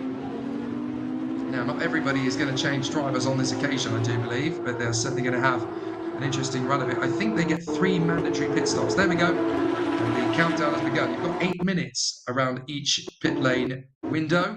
You've got to make your pit stop within that 8-minute time frame. So the treble 1 going well. Duda Barrichello trying to chase down his father, Rubens Barrichello, in the number 8 car, but Francisco Horta is in front of them, and he's causing a bit of an issue because he's not getting out of the way, and he really needs to, because those are the cars in 3rd and 4th in front of him. Duda Barrichello getting bitterly frustrated, sat behind Francisco Horta. Get out of the way, you are not racing me. He's getting bitterly frustrated here, but there's not really a lot he can do about it. If they're running at a similar pace, then he's just got to wait for Francisco Horta to get the hint behind a blue flag. There's the leader, so Enzo Elias. Now, what are they going to want to do in terms of pit stops? Because the pit window is obviously open, and you've got to make the driver change in this short window of space. So for the moment, Elias continuing on his way. So too does Rubens Barrichello. It looks to me as though both Duda Barrichello and Alan Helmeister have decided to come into the pit lane together nice and early. Yeah, they both had traffic, so they thought, well, what's the point of staying out here and losing the ground? We may as well change things up and go for our pit stop now. Now you may have just seen in the background Antonella Bassani's proper race car, the black and gold Mobil 1 machine in pit lane. There it is in the background. So clearly they've had some difficulties with that car. As into the pits as well comes Thiago Camilo, so he's going to hand that car back over to Rodrigo Melo. And then we also have Alan Hellmeister out of the car he will get, and he will hand the machinery over to Miguel Peludo once again. Also in, that's the 100 coming in, so that is a reasonably timed pit stop for Malucelli, who should hand that car over to Gomez. And in as well, where we've already seen that was the treble 1 of Barrichello. They've wheeled it into its marker. Don't worry, there's nothing wrong with the car. They just need to change drivers over. And there is a minimum driver change time, so don't expect too many miracles from this one. As back into the car gets Pippi Bartz. That's Felipe Barrichello, of course. And into the pits as well has come Hellmeister. We're going to see Miguel Peludo get behind the wheel of the number 7 machine. Meanwhile, for the time being, Enzo Elias still leads the way in front of Marcel Müller. See what happens when Antonio Felix da Costa gets back out on the circuit, because Eduardo Menossi has come in as well. So Menossi is going to hand that over to the Formula E chip. So they dropped to 20th as a result of Menossi's pace dip. But just wait to see how far through the field Antonio Felix da Costa is going to rocket his way forward. Several fastest laps when he was behind the wheel. And there is the 5:44. Into the pits then comes Vernon Neugebauer. Oh, sorry, no, that's Rubens Barrichello, isn't it? So Rubens Barrichello comes into the pits. He'll hand the car back over to Werner Neugebauer. The challenge of this race, very different in the Porsche Endurance Series of Brazil compared to what we see in the sprints. We can basically cram 2 weekends of motor racing into one race, pretty much, from these cars. Excellent stuff. In the battle, because technically you can crowbar 1 weekend of racing if you combine both the Challenge and Carrera Cup races together. And of course, that is how we've got a field full of 40. Busy pit lane activity as the race still goes on, but of course you've got a minimum pit lane time, which is several minutes, because obviously not only have you got to change driver, you will want to change tyres, you'll want to change setup. These are tough race cars to get in and out of. They're not quite designed to do this in the same way that some of the Endurance GT cars are, which is why you've got a really relaxed and really chilled minimum pit stop time. I believe it's about 3 minutes or so. As long as you come in within that start of the window, then it's perfectly legal. You can leave it to the last 30 seconds if you really want. And most of the teams will obviously take the opportunity to pit in before that even occurs to them. As into the pits comes Enzo Elias. So he will hand the car over to Marcel Müller. This is for the lead. So Enzo Elias has done a great job on his stint. He'll hand it back to Marcel Müller.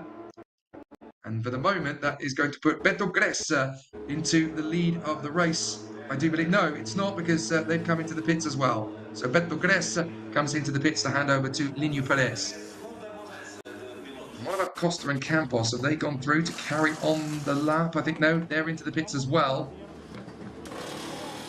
I'm trying to see who has completed the race distance there to take the lead of the race at this point. It looks to me as though it's potentially going to be, I think the race leader could end up being Marcos Regadas when he takes over again from Giassi. Waiting for the safety elements of the driver change. Hellmeister out, Miguel Peludo in. Of course, you've got that minimum pit stop time. That's to just make driver in safely and securely. You've also got the seat belts done up the correct way. Everything's got to be superb. Yeah, everything's got to be superfluous to a fault.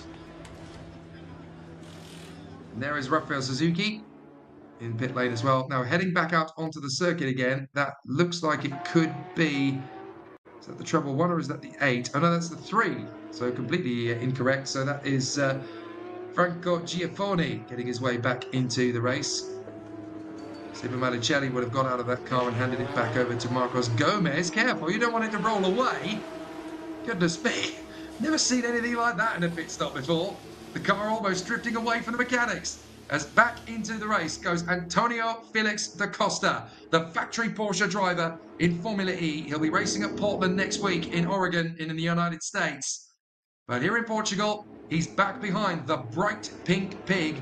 And let's see how much progress he can make now that he's back behind the wheel. He got it as far as the lead on his earlier stint.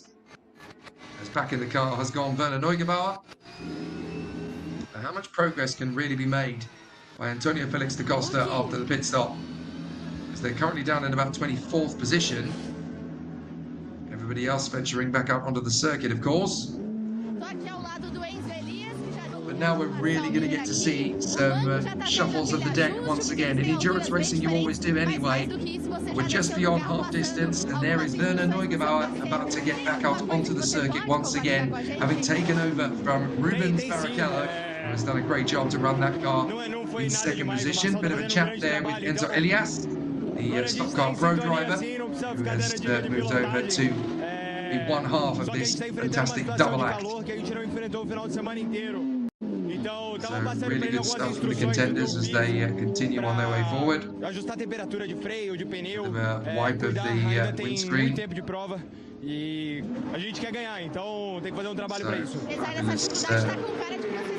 Work from the pit crew just to make sure that everything is okay. Out onto the circuit gets the number one, that is Alcy Feldman.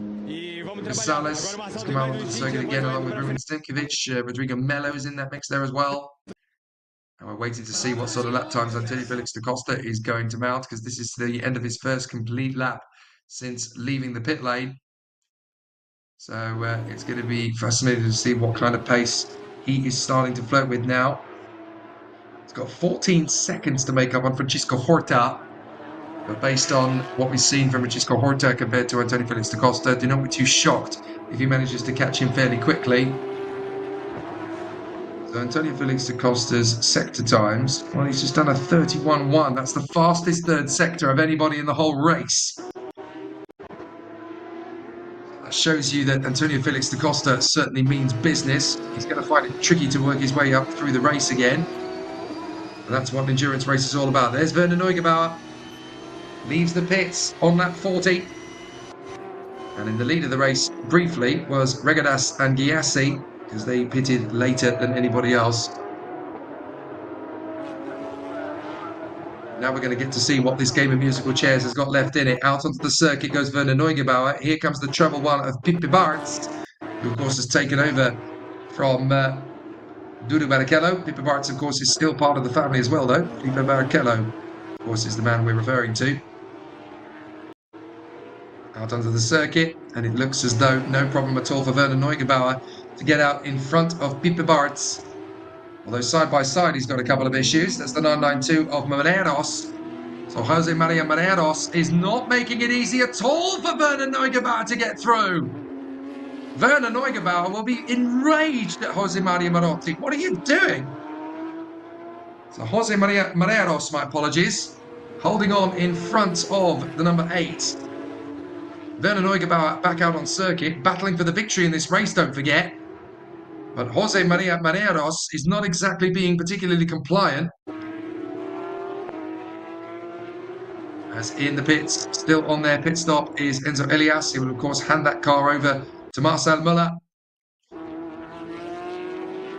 They want to get out onto the circuit with plenty of time to spare. This is where things are really going to be cemented. Get out, get out, get out. Big lines left on the circuit as the cars get back up to speed again. But now again, it's all going to come down to what the sort of rhythm and pace is going to remain, as there is the treble one, a little way behind the 8. Werner Neugebauer still in front of Pipe Bartz. As coming down pit lane on the pit limiter, that's Marcel Müller taking back control of his car, having loaned it out to Enzo Elias for the second stint. So good to see him get out and put another good run in. Now it looks to me as though we're going to have one more mandatory pit stop, of course. So it'll be fascinating to see how they continue to make the progress. As continuing on, out onto the circuit goes Marcel Müller, and it looks to me as though they have been able to get out on the track in front of their rivals Werner Neugebauer and Pipe Bartz. Peludo is behind, then Feldman, then Lucas Salas, then Roman Zimkovic, then Nelson Marcondes, and then Giulio Frangoulis. So some good battles all the way through this race as we catch up with father and son, Rubens Barrichello and Duda Barrichello, having a great chat about their progress in the race. What a fascinating dynamic this always is between these two. And they're having a great season, actually. Rubens Barrichello still fighting for various victories in Stock Car Pro Brazil. Duda Barrichello actually took a win earlier this year, much to the emotion and joy of Rubens. So they're having a great 2024 campaign in Stock Car Pro. They're not having a bad race here either because their cars are looking good for a podium apiece. So it'll be really interesting to see if they can keep this bandwagon rolling. We're on lap 40 of 72. And the time is ticking down here. We've come up towards the end of the first hour and a half. So obviously it's the 300 kilometers of Estoril. There's still plenty of opportunities for things to continue. But it is going to be really interesting to see just how much more we're going to get to see from this race. Interestingly, we've had 6 laps only behind the safety car in this one. So it's not been too bad when you consider. As into the pits comes Jeff Giassi. So Jeff Giassi has now gone into the lead of the race, and that's Marcel Muller now going past the pits. Oh, bit of a challenge as finally he manages to deal with Mareiros. And look who's struggling to. Werner Neugebauer getting very frustrated, sat through, as almost clipped by the other cars as they come out there. And now that's going to be Werner Neugebauer getting his move, and he needed to do that because he's managed to make massive ground on Marcel Muller. So now this is the race for the victory. Marcel Muller versus Werner Neugebauer. Not for the first time in Porsche Carrera Cup Brazil. Not for the first time in 2024 even. So through they come, flying their way forward. And this is where Marcel Muller has got to get a hurry up here. The drivers in front are going to put him under pressure. Here comes Miguel Paludo. He's going to dive in on the inside of Pipo Martins for 3rd position. He's going to leave it very late on the brakes. He completes the move, but can he turn it back in on the radius? Yes, he does. Well done to Miguel Paludo. That's 3rd place. As more problems for the Cup at Porsche 23. So that is a car pulling off the racing line completely there. That is Vitor Batista. Surely that car's not going to go any further in this race now. More problems developing. And 5th position in class anyway. Yep, there is Vitor Batista having pulled the car off to a safe position. Now, because he's pulled it off there, I don't think that's going to be a safety car. I think that's going to be perfectly fine. So the safety car will be required because that's not in a dangerous position. That's actually well off the racing line to the marshal post. So I think by accepting defeat and doing it properly, Vitor Batista has stopped us from getting a safety car. Good. We don't need one right now. We've got Muller versus Neugebauer, Paludo in the background, and then we've got Pipo Martins in 4th position trying to fight back. They're closing up on Piero Cefali to try and lap him. But this is the thing. It's not like they're in slower or faster cars. They're all in identical Porsches. So it's all going to come down to who's going to have the run of it.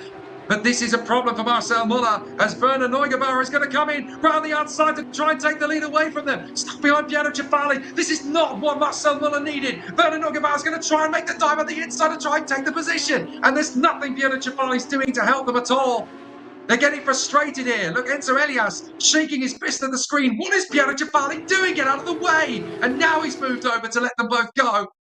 But that was a real pinch point. Very tough stuff indeed then from the 2 cars. As Marcel Muller duels rapidly with Werner Neugebauer.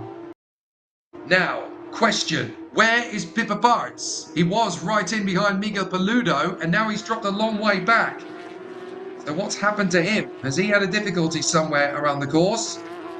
Because suddenly he finds himself 1.8 seconds back from Paludo.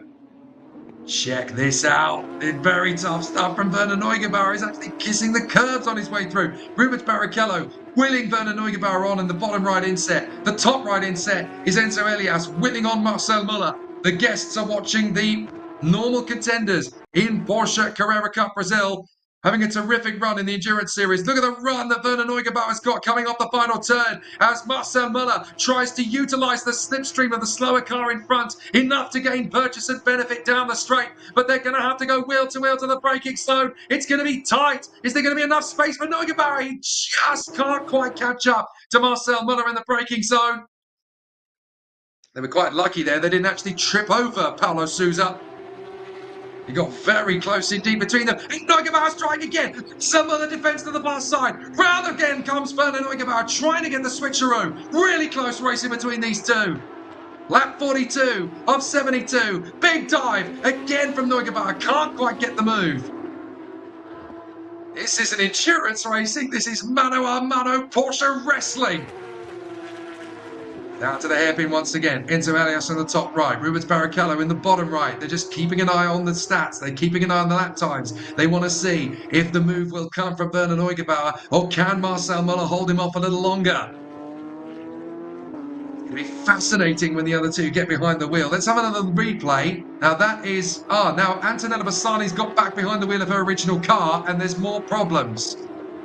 So they're allowed to swap cars in Porsche Carrera Cup Brazil, as long as their race car can be usable, but it looks as though there's more problems for the 72. In fact, it's actually Letitia Buffoni who is behind the wheel at this moment, not Antonella Bassani. And there's a drive-through penalty. Now, that is for the treble 9. That is Carlos Reina, and I think it's a pit stop that is under the mandatory time. So that is very unfortunate indeed for Carlos Reina. I want to double check that, and yes, it does look like by quite a considerable way the pit stop was actually under what it's supposed to be. So that's a big difficulty for the treble 9. Meanwhile, a great little tasty battle kicking up here because Miguel Paludo is catching up to both Müller and Neugebauer. They've done a 141.6 and a 142 on the way through, so this is getting pretty tasty for the battle because they've got to watch their rear quarter because here comes Miguel Paludo. This is about to become a three-way fight for the victory. What a squabble at turn 1. Down on the inside, that looks like Camilo having a bit of a battle there. Sorry, it's Rodrigo Melo in the car, not Camilo. Camilo's watching on the sidelines. It's up the inside. That's the 100 trying to charge back into contention. That's Gomez trying to stay out of harm's way from Rumen Simkovic, who is, of course, sharing that car with Nelson Piquet Jr., the purple car. And behind them, we've got the treble 9 that's due in for a drive-through penalty. That's Carlos Reina, and they are leading in the rookie category of the challenge. So they've got to be very careful that they don't lose too much time. And that's why it's critical to have a penalty at this moment. They did not need that. Here comes Rodrigo Melo trying to take on Alcy Feldman. Feldman's going to chop across in the number 1 tag, Hoya Porsche. Right in behind them, there is the 100, but they're not on the lead lap. So Marcos Gomez still working. Oh, and that's an issue. That is Sadek Leiter. Sadek Leiter's gone around as the sole competitive car in the challenge. They're just trying to get to the end so that they win the racing class. Now that's just behind. Oh, is that Paludo? Paludo's nudged him. Paludo's nudged Sadek Leiter into a spin.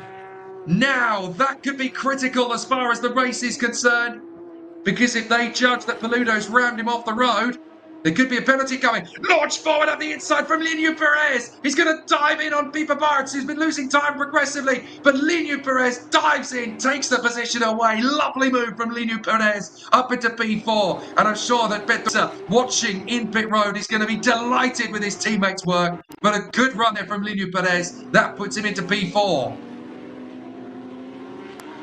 So fans of Antonio Felix da Costa will be wanting to know how much progress has he made. Well, I can tell you, he's up into 14th position now, really starting to work his way forward.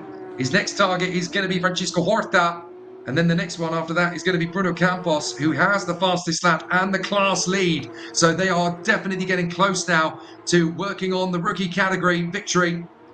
But this is for the overall victory between the leading 3 cars. Now, is Miguel Paludo going to be under some sort of investigation for the incident with Sadek Leiter? That's going to be a very important one to take into account, as Miguel Paludo is so close to the lead, he can almost taste the spoils of victory.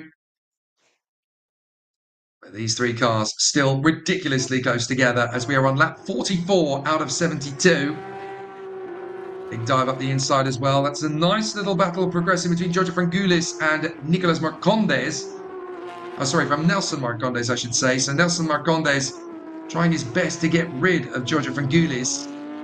And Giorgio Frangoulis really wants to make this impression on the orange and black and white machine in front.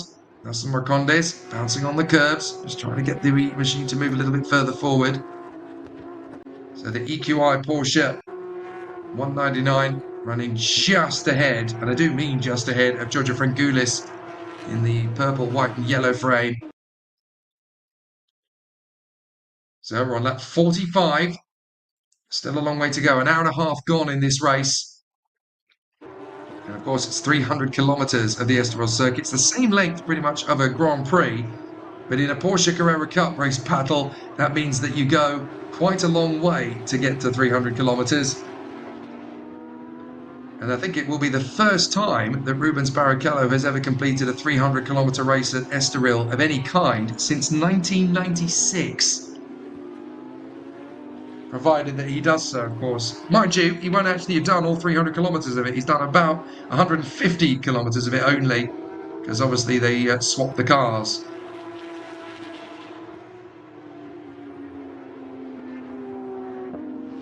So down to the braking zone again. Now that he's dealt with the car, Marcondes, and manages to shake off Frangoulis, he's got himself a little bit of breathing space now.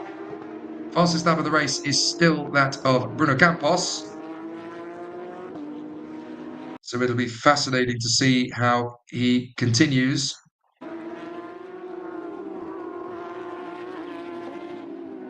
It'll be such an interesting situation. Well, a bit of a run wide there from Sodaglaiter. He gets well out of the way, but he's got to be careful. He's not going to pitch another car into a spin there at the hairpin. I think he just about manages to get away with that. It was all looking a little bit lackadaisical at that point. Now here is the number 3 car.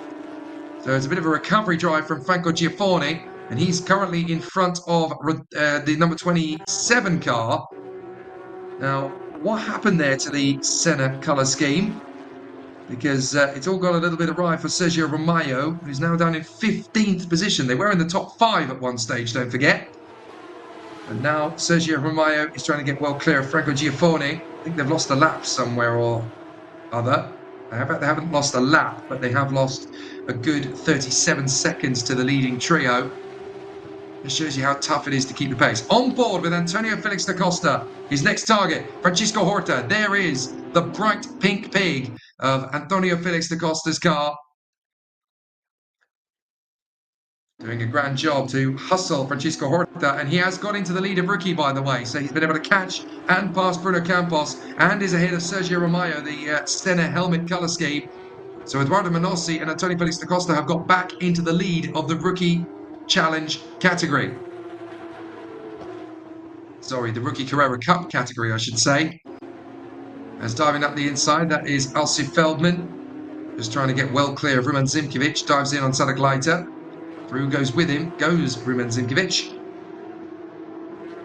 And then there is Antonio Felix da Costa hustling Francisco Horta. So a lot of progress being made here by Antonio Felix da Costa. He'll be well into the top 10 by the time this stint is over. But look again, Werner Neugebauer still hustling Marcel Müller. Miguel Paludo not far away in the background. As Enzo Elias on the top and Rubens Barrichello on the bottom. Watch on to see if they can make some kind of suggestion to their engineers to help their sister drivers make an impact. Oh, big issue. I'm afraid that's all gone terribly wrong for Landi. And that is a big problem for the right front. That looks like it's well and truly done for the day. They're trying to bring it back, but look, you can see the bits that are falling off the car as they try to get it back. I think that's only rubber based, but look at that. Ugh. Big chunks of the tyre peeling off. They've got to be really careful when they bring this back. I know they want to get it back to the pit so they can get it back out there, but at the same time, you've got cars coming at you, and that's really compromised the form for the 808. So they've had to change cars mid-race as well. Mariotti, they were in an orange car at the start of the race, weren't they? Not anymore. They're really struggling to get past this number 19 machine. And this is a very difficult situation. That's why we've got so many spare Porsches on the back foot. Now, what happened here? It looks like it's been happening quite considerably anyway. So has there been a little bit of a contact between these two as a result of the number 19 coming through, Landi? I didn't really see what we were replaying there. And maybe just the struggles, the trials and tribulations of Landi having a real problem. As that is not a situation you want to be in. Oh, how about that for a switcheroo? Nice run there from Malucelli. So the 100, it's actually Gomez, my apologies. Gomez getting a decent run there on the 88 to take a lap away from them again. Frangulis is the one who's had some minor little hiccups there. But still, some very close quarters race challenges there. More drivers still pushing their move up the order a little bit. We are on lap 48 out of 72. We've got a nice little battle brewing here. This is for 10th. This is Feldman, Da Costa, Zimkiewicz, Horta, and Romaglio. So Horta really struggling to keep that car in the straight and narrow, having to take one of the spare cars that were available. And that's the thing about this championship, because there's no teams as such. You can take a spare car if you want to. As on the inside, Francisco Horta diving on the inside of Rumen Zimkiewicz to get the place back again. And watch out for the Senna helmet colours. That is Sergio Romaglio, who is behind the wheel of the car at the present time. But now look at Antonio Felix da Costa. He is caught up to Alcy Feldman in the Tag Heuer Porsche, and he wants to get a run down the back straight. This is going to be Antonio Felix da Costa moving his way into 10th position, back into the top 10. He's already leading in class once again. So great to see the Carrera Cup rookie leader, Antonio Felix da Costa, really putting on a show here. Up into 10th position he goes. Every time he gets back behind the wheel of that car, he's able to showcase to everybody what he can really do. And it is fantastic to see what he has been able to achieve in such a short space of time in his car. Is that a lead change? That's Neugebauer in front of Müller. So Neugebauer in front of Müller. We didn't see what happened there, but Werner Neugebauer has got into the lead there, past Marcel Müller. So they've changed the leader. We have a new leader, Werner Neugebauer, now in front of Marcel Müller. Now we need to see a replay of that. What happened?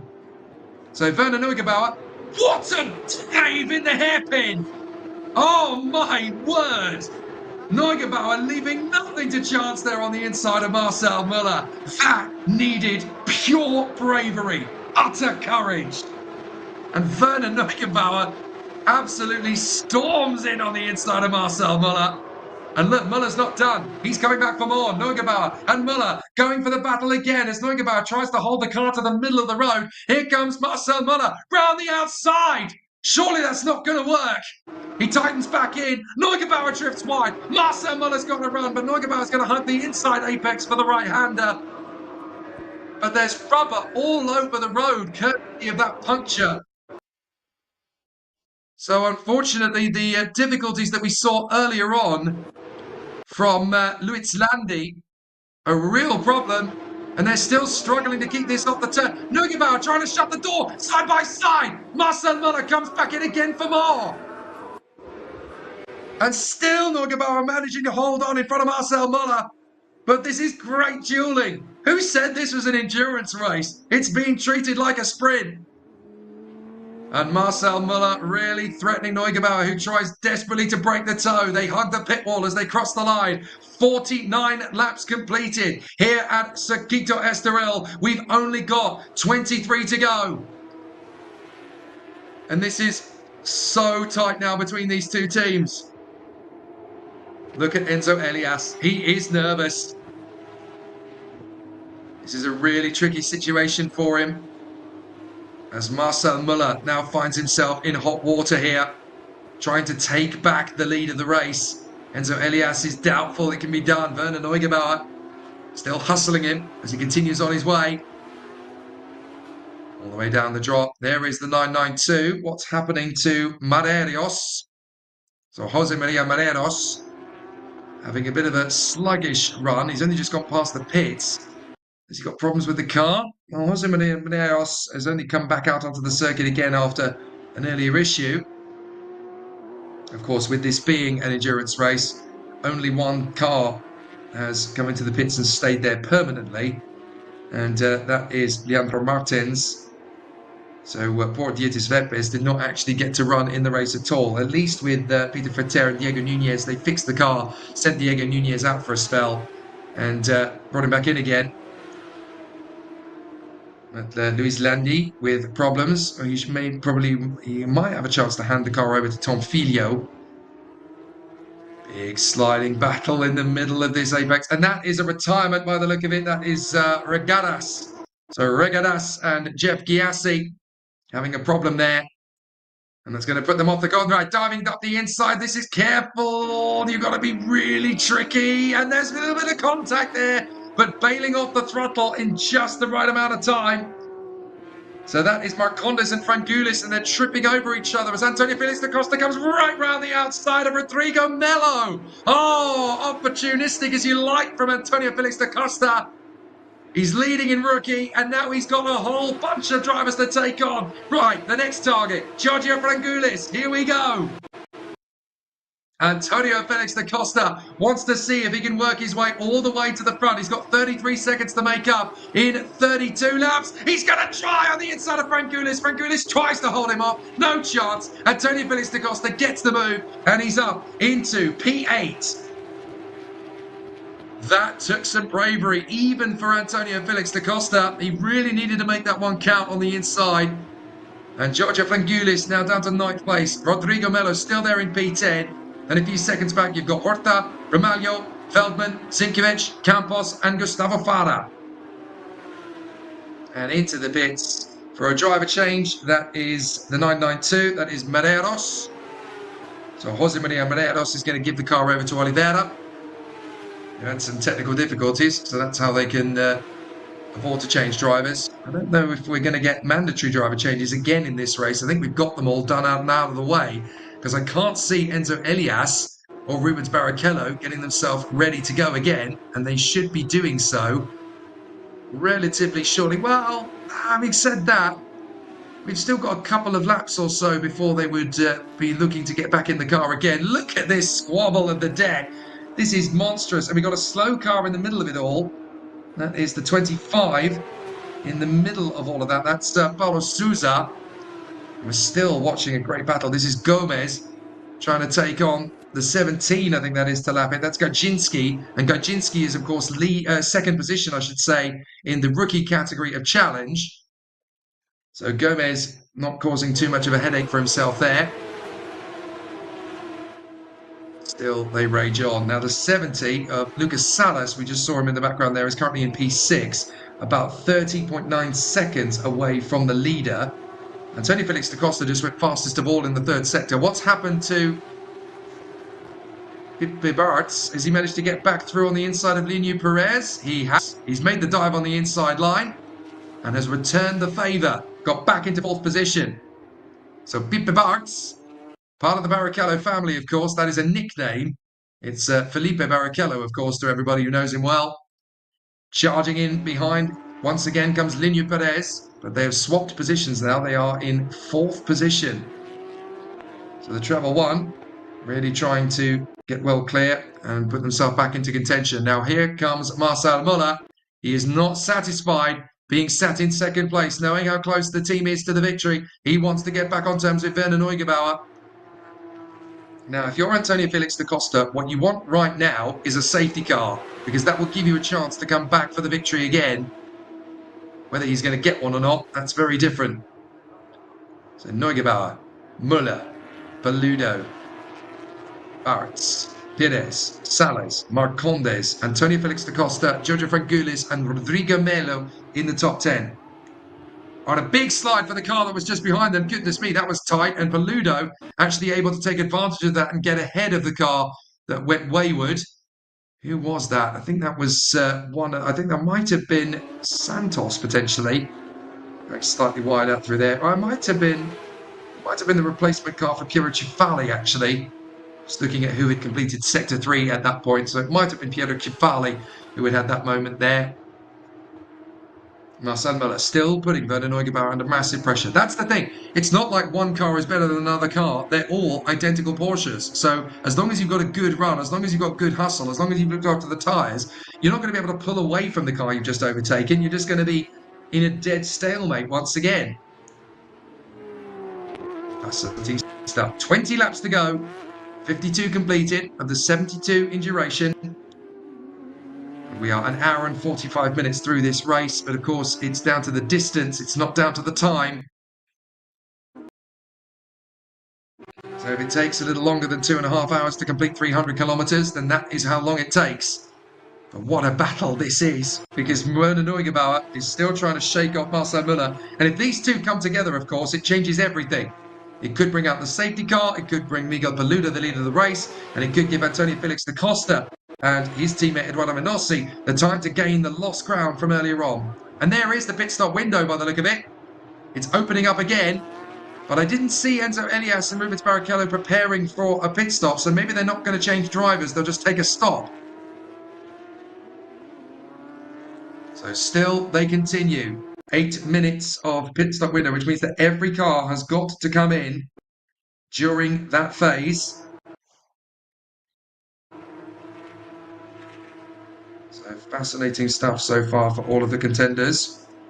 Janela aberta, that is the Portuguese for open window. So the pit lane window is open for this time. And it's only going to open for 7 minutes. Oh, very close down into turn 1 between Piero Cifali and Paulo Sousa. They got very close together and they are racing for position, don't forget. They're in a duel for 18th. So here comes the move up the inside from Sergio Romayo. He's going to try and take on both of them. That was tight. And here's a gap opened up as well from Rodrigo Melo. He gets through past both of them as well to lap them. As into the pits, the first of the big guns is the 70 coming in. That is Lucas Salas. He'll hand back over to Rafael Suzuki. So now it looks like we are going to get the last driver changes. Can Rubens Barrichello take on Enzo Elias when these pit stops are finished up? Of course, Antonio Felix da Costa has worked his way back into P6, so he's done what he came here to do. Improve the fortunes of the team, but a rookie victory is going to be hard to sustain because Campos and Costa are far more evenly matched than Antonio Felix da Costa and Eduardo Menossi are. Frustration bubbling over now for Alsu Feldman in the number 1 tag. Hoya Porsche, he can't get past Paulo Sousa. As down in pit road, it's the 544 that blinks first. It's Muller that comes in before Neugebauer. So Muller and Elias are going to try and undercut this team, and so too are Miguel Paludo and Alan Helmeister. So it's going to be a tight run thing this. Out of the car gets Marcel Muller. A good effort, my friend. And Enzo Elias is now going to take the car over. This is going to be so tight to the last. Everyone just coming into pit lane. They want to make sure they finish strong. Werner Neugebauer needs the in-laps from heaven to get any chance of putting Rubens Barrichello out in front of Enzo Elias. The front comes up as well. The bonnet on Paludo's Porsche. He'll hand the car over to Alan Helmeister. So there is Paludo out. Helmeister in. Time to see what this race could conclude with.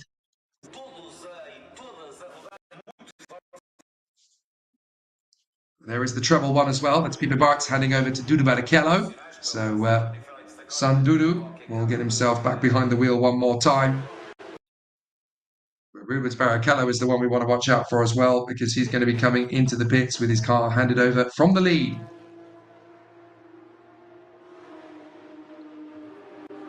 So let's see if this is going to come straight away. No, it's not. Werner Neugebauer staying out a little bit longer. Clearly they want to try and time this right. They don't want the pit lane to be too congested. They don't want to lose too much time.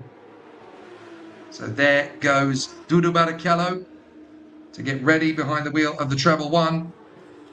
Obviously, there's no major urgency in the pit stops because they have a minimum pit stop window. I think it's 6 minutes that they need to be in the pit stops for.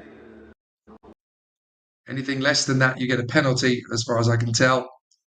Mind you, I have seen a few pit stops that have done 5 minutes. I think it might actually be 5:55 is the minimum cut-off time for the pit stop. Because I've seen pit stops less than that penalised. And bang on that perfect, a little bit above that. It's just security and safety more than anything else. As into the pits comes Linho Perez. So that is obviously going to hand that particular car over to Beto Gressa. Werner Neugebauer has not pitted. He carries on. So he's got 3.5 minutes to make that pit stop, of course. He has to do it within the window. And there is a very committed Werner Neugebauer. He wants to pull well clear of the number 544 of Marcel Muller. Of course, it's going to be Enzo Elias that gets back behind the wheel of that car now.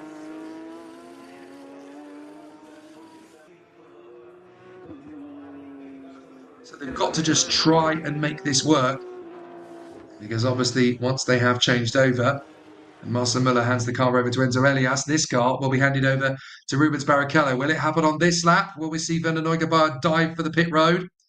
So far, just some adjustments. Oh, did you see that? Werner Neugebauer pulled a fast one on us all. He went for the pit road and then thought against it. Either that or the team have told him, no, don't come in, don't come in. So either that was a little bit of gamesmanship or a last-minute decision, don't pit, don't pit. That's certainly Werner Neugebauer having a moment there. Let's have another look at it. He pulls across. Either he's missed the pit entry completely or he is told, don't come in. I wonder if he's actually missed the pit entry. He's tried to pull across and he suddenly realised, oh, I'm not going to make the entry to the pits there.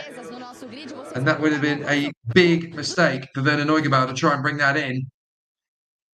So they've got one more lap to run in the lead of the race. Up to second, by the way, has come Antonio Felix da Costa because he left his pit stop to the very end of the rotation. So interestingly, Werner Neugebauer is going to leave the pit stop to the very end of the rotation. I think only Campos and Costa and Celio Brasil and Israel Salmen are going to stave it to the end of the round as well. As into the pits. Is that the number 8? Is that Werner Neugebauer that's just peeled in? I think that might actually be the number 3 that's peeled in of Giafoni and Ramos. So Cesar Ramos. Yeah, it is. It's the number 3 that's come in. So Cesar Ramos sharing that car with Franco Giafoni. It's a real family affair here, of course.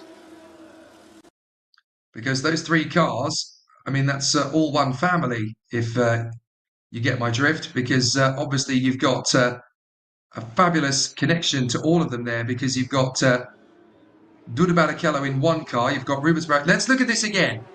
So out of the turn and charging forward. See, he made a big mistake there. He missed the pit entry. He was so wide on the curb. I think that was driver error. I don't think that was tactical.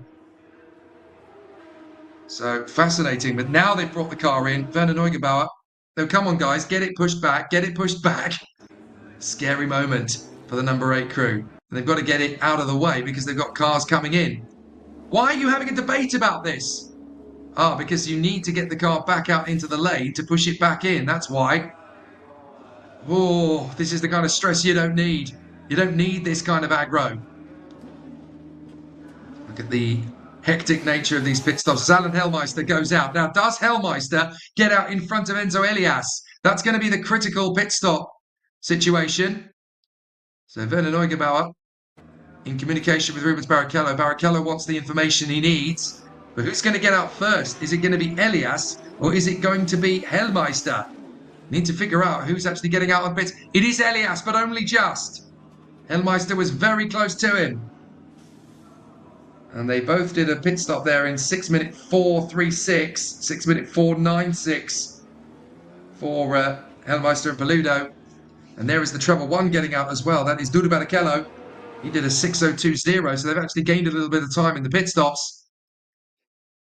But excellent work from the 544 crew.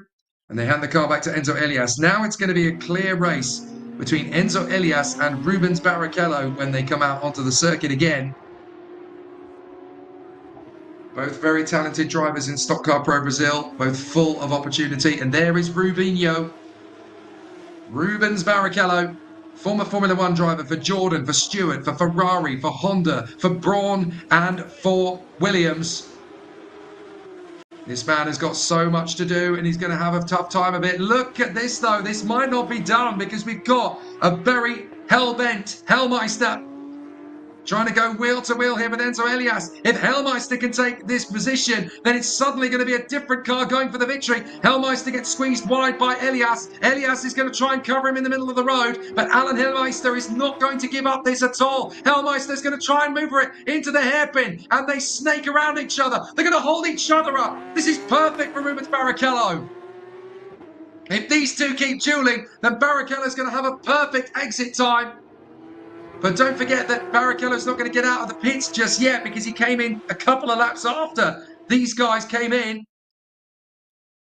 So it's going to be pretty tight as they come through. There goes the Perez Gres car. So Beto Gres is going to get behind the wheel of that one. Shake him off. Shake him off is the message to Enzo Elias. We do not need Alan Hellmeister all over the back of us in a turn 1. Be tight, slow the car down, and Hellmeister very nearly rubbing the back splitter of the car in front. Alan Hellmeister really pushing. And there is Rubens Barrichello getting strapped into his car when he gets out. This is going to be a three-way fight for the victory. But can Barrichello leapfrog past these two? Alan Hellmeister is determined to get past Enzo Elias. This is one of the best races in Porsche Brazil history. Enzo Elias under massive pressure to catch up to Rubens Barrichello when he gets out of the pits and beat him out, whilst also keeping back Alan Hellmeister. This is going to be a three-way duel. When Barrichello exits the pits, it's a three-car brawl for the victory. Hellmeister all over the back of Enzo Elias. Currently they're fighting for 9th position, but that's because 8 cars in front of them are all pitting. By the way, Duda Barrichello got out in front of Rafael Suzuki in the 70 car. Looks like they're about to send this car back on its way. I think that battle between Elias and Hellmeister has given Rubens Barrichello and the team the momentum to get them out. You're going to need to do this quickly, guys. There's not much in this. Have they got it set and ready? Is that going to be enough to send them out on this lap, or are they going to wait another lap? It's going to be tight to send them out onto the circuit again. I think they might actually be waiting another lap, so I think we're okay. They don't need to panic yet. So yeah, they are still a lap ahead because they've completed 57 laps. And Elias and Hellmeister just completed 56. So they are going to be in pits for one more lap. There is a minimum pit stop time, and Neugebauer and Barrichello have only been there for 4 minutes 55. So this really is pushing it to the limit. Don't forget that a lap of this circuit is about 1 minute 39, 1 minute 40. It's going to be touch and go as to whether Rubens Barrichello will get out of this pit lane in the lead. But it looks like the battle between Elias and Hellmeister has definitely given them a little bit of a helping hand. There goes Eduardo Menossi. He takes over from Antonio Felix da Costa. So a great cameo appearance then from the Formula E former champion, the Porsche factory driver. Great to see Antonio Felix da Costa get behind the wheel. Unfortunately, you're likely to see Menossi drift backwards down the field now. But can they stay in the lead of the rookie Carrera Cup category? That's the real trick to this. Any moment now, you're going to see the number 8 move out of the pits. And by the time it takes them to get down to turn 1, we could see these 2 cars alongside them. We're just waiting for those final few seconds of the pit stop to be completed. It looks like they've done it. So Neugebauer has handed the car over to Rubens Barrichello. And I think he's going to get out into the lead with plenty of time in hand. Rubens Barrichello, the pole sitter, in company with Neugebauer. They're going to come down pit road. There are the leaders behind them. The length of the pit straight is now the lead they've got. And Alan Hellmeister trying to catch up to Enzo Elias, but their battle has given Rubens Barrichello a big advantage. Now he's got to make use of it on the way on the outlap because the tyres will still be cold. So this is going to be tight on the exit. There are Enzo Elias and Hellmeister. It's only a few seconds now and their tyres are up to temperature, don't forget. Barrichello's coming out into traffic. So this isn't over yet. Just because Barrichello's taken the lead, that doesn't mean that Elias and Hellmeister are not in with a shout of victory. See, look, Barrichello is on cold tyres. He is not going to have a decent outlap here. So he's got to make sure that the car gets up to temperature before Elias and Hellmeister get near him, because there they are in the background. So this is all up to Rubens. In momentum, they've done enough. But they've got to get that car back up to speed. Rubens Barrichello, it's all down to you. We know how great a racing driver you are. We know how many brilliant races you've won in your career. 2 times a Stock Car Pro Brazil champion. Many times a Grand Prix winner in Formula 1. From 2000 in Germany to 2009 at the European Grand Prix in Valencia. He's been an absolute stalwart. In fact, I think the last time he won a Grand Prix was actually Monza 2009 for Braun. So across the 2000s, Rubens was a phenomenal Grand Prix winner in the decade. But now it's time for him to knuckle down and get the job done in the 300 kilometers of Estoril. He's done a very good job on the outlap, I should tell you. Sector 2 was at 50.7 on cold tyres. That's not bad going at all.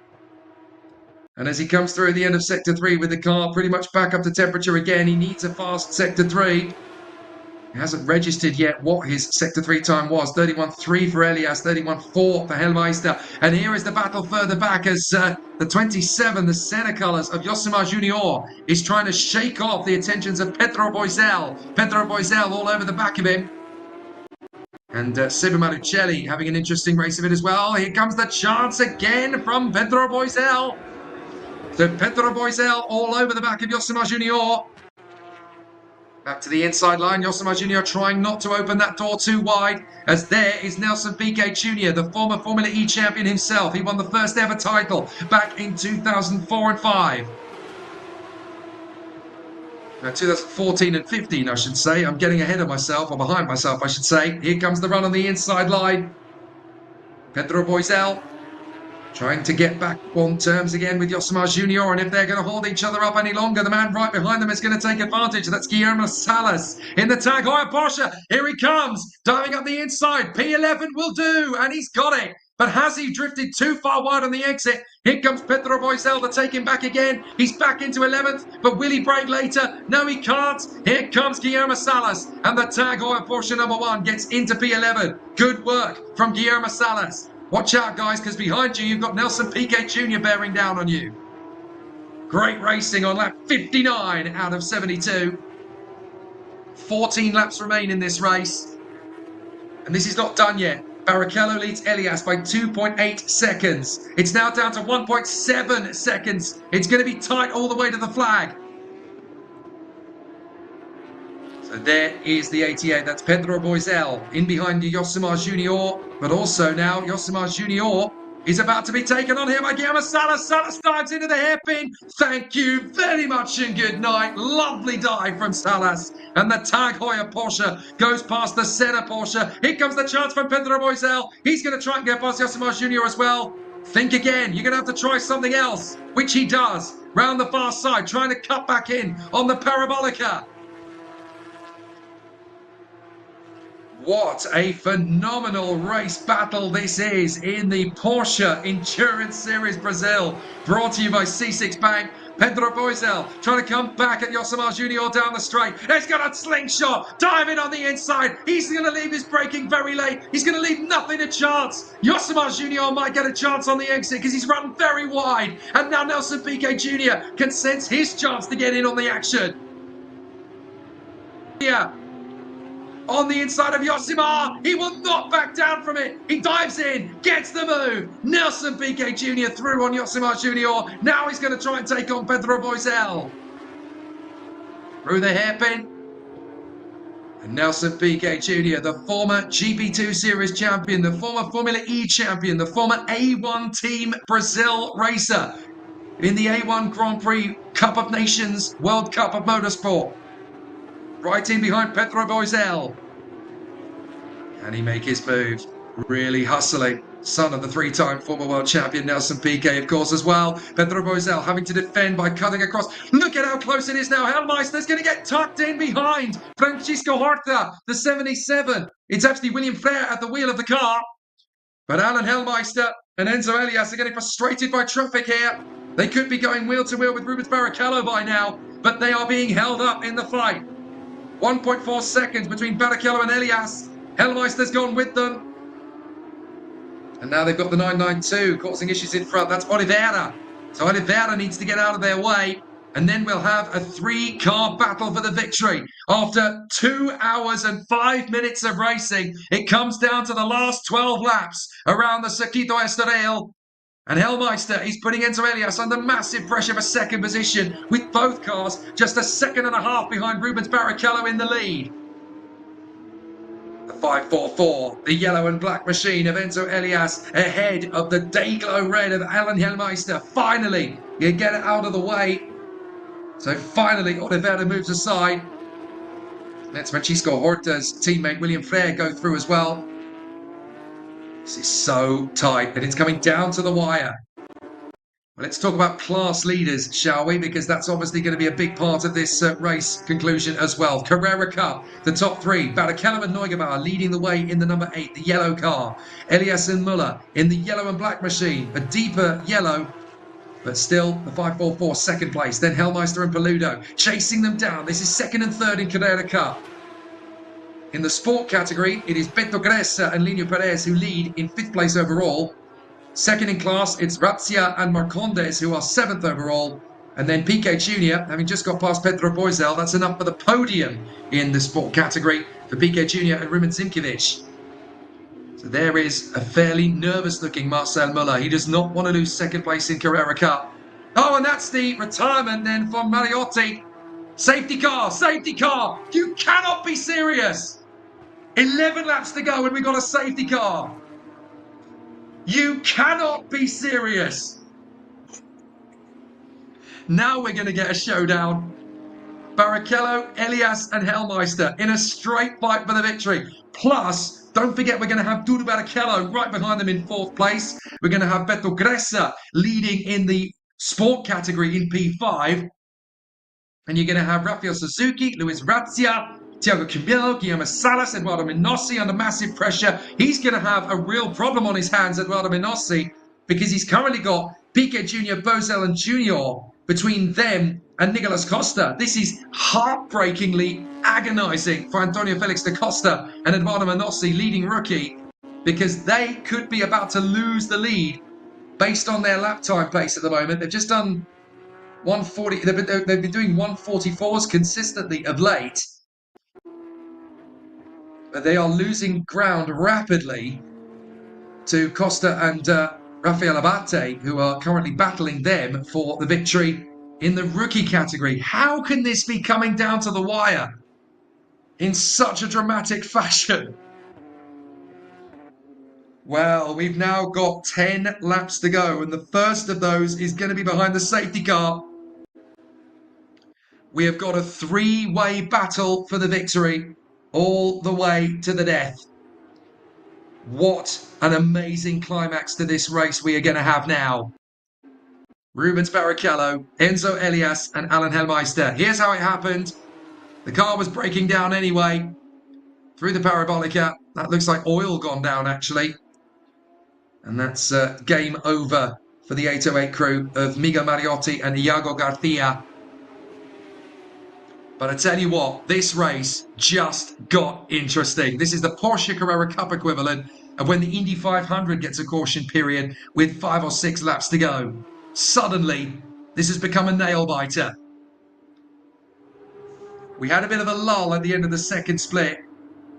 And at the end of the first pit stops, things got a little bit measured out. Now we have got a showdown. Oh my goodness. So a 10-lap sprint then.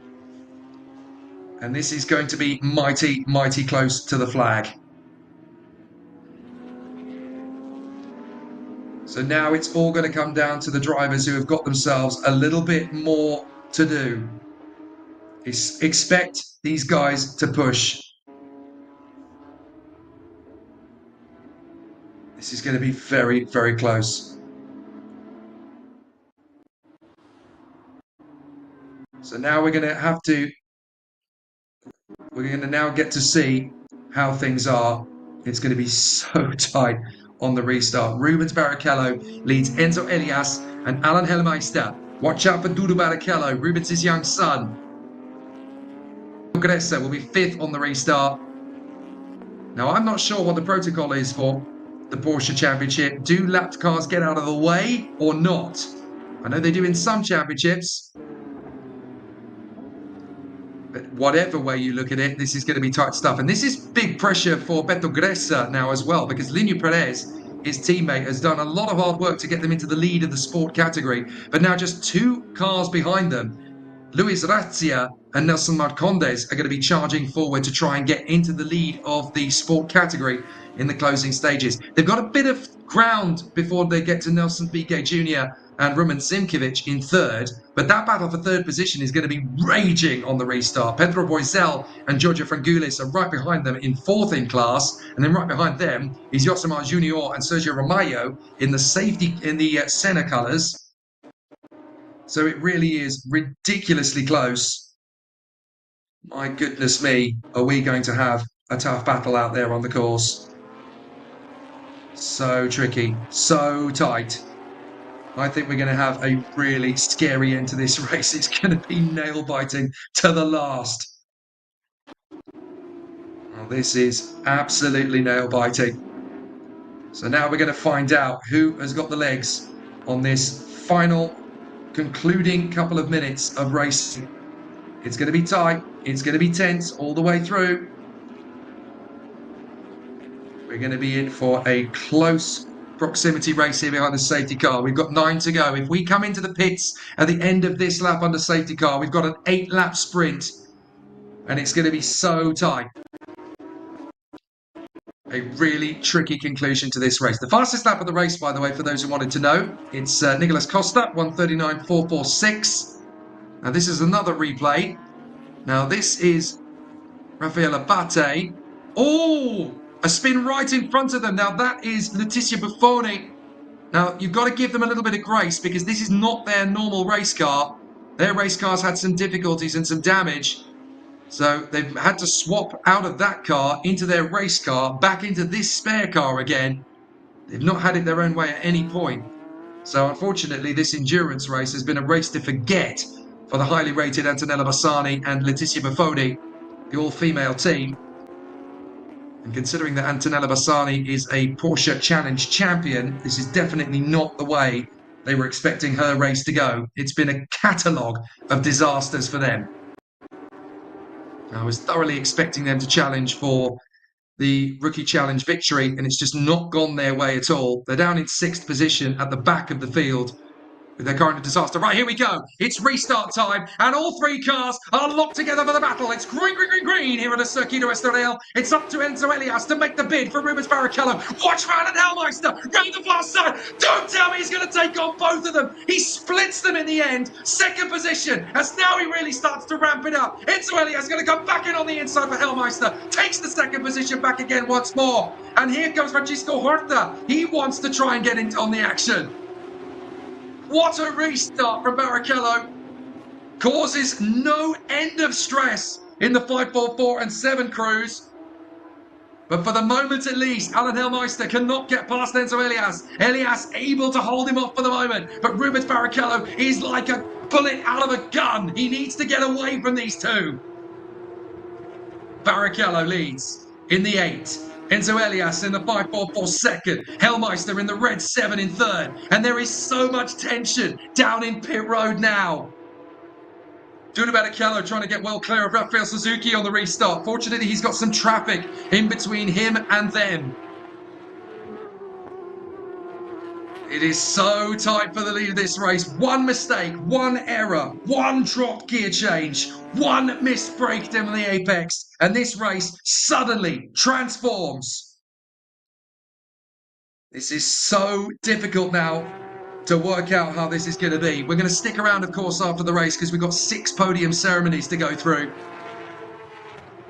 But my, oh my, is this going to be a nail-biter to the end. At the end of this lap, 65 laps will be completed. And we'll have a 7-lap sprint all the way to the checkered flag. Here comes Giulio Barrichello. He wants to get Marrero out of the way. The 992 still causing an issue. Oliveira. Here comes Hellmeister again challenging Elias. But he's come from the far side outside run. He's not going to be able to get the switcheroo to the inside.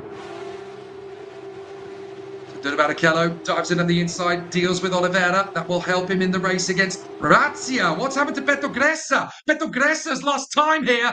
He's dropped back quite a long way. So Beto Gressa is now held up in traffic. He's let Razia go through, Suzuki go through, Camilo go through, and Guillermo Salas has all gone through. So Beto Gressa has lost the lead in the sport category in the closing stages. Now he's trying to shake off Nelson Piquet Jr., who could get him for P2. The green and black machine of Beto Gressa. Here comes Nelson Piquet Jr. He wants to take 2nd place away, and he's not the kind of driver who'll back down from the challenge. He goes wide, hoping that Beto Gressa will mess up the inside apex, and it's worked. Nelson Piquet Jr. is going to run him ragged on the inside line, and he's through. Now can Beto Gressa get back in on the inside line for the right-hander? He dives in again. Piquet Jr.'s got to be careful here and be patient. Side by side, on the undercut, Piquet Jr. has it. That was masterclass. Piquet Jr. knew exactly where he was going to place Beto Gressa. He knew where he was going to put him, and Piquet Jr. capitalises. That's P2. He's still got 6 laps to catch and pass Luis Razia. Can he do it? You've got to feel for Beto Gressa. Now he's going to have pressure from Pedro Boisel out of the final turn. But the race victory isn't over yet. Overall, Barrichello, Elias and Hellmeister are still in the same braking point as each other. Meanwhile, Razia is running away from Piquet Jr. as fast as he possibly can. Up the inside, that's the 83 coming back into the mix. That's Casagrancia, having now taken a very different car to Alcibel Manito's normal motor. But he wants to prove a point here. The second car in this train, the 83, is Gabriel Casagrancia, 2-time Stock Car Pro Brazil champion. And he wants to showcase that if the car had been working on song, he would have been right up there in the mix. And of course, they are second in the rookie category of challenge. So they want to make sure they can go for the victory.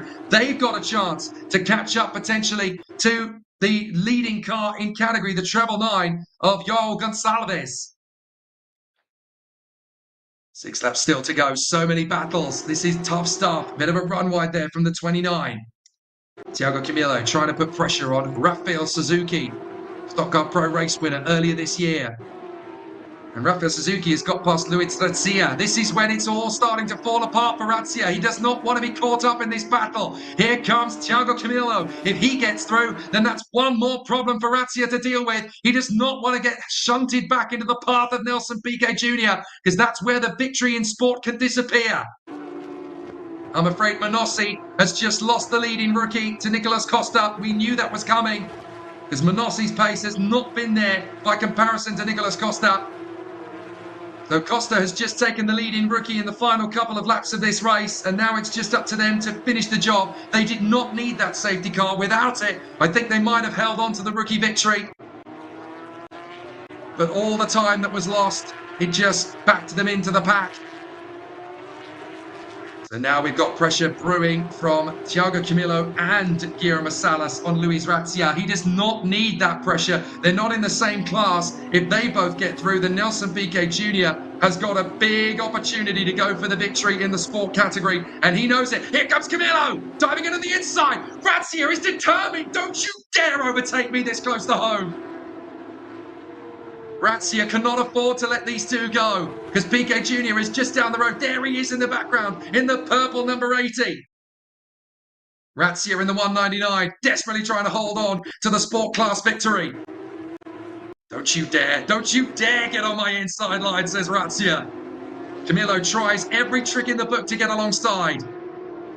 And Guillermo Salas is starting up. Look how slow Razia is through the apex. He just wants to hold position. He does not need these two to come through and ruin his party. These guys are not in the hunt for the victory. They just want bragging rights. Razia drifts wide. It's enough for Camilo. Here comes Salas around the outside. Oh, beautiful from Guillermo Salas. He holds that right around the outside. Has the inside line for the left. Textbook. That is such a hard move to pull off for Salas. But this is disaster for Luis Razia. Here comes Piquet Jr. now. Just one car between them. 4 laps to go.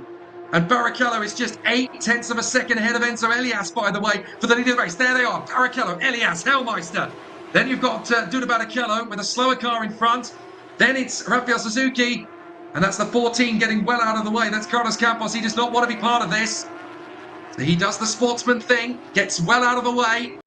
There's the leaders in Carrera Cup with the closing stages of this race.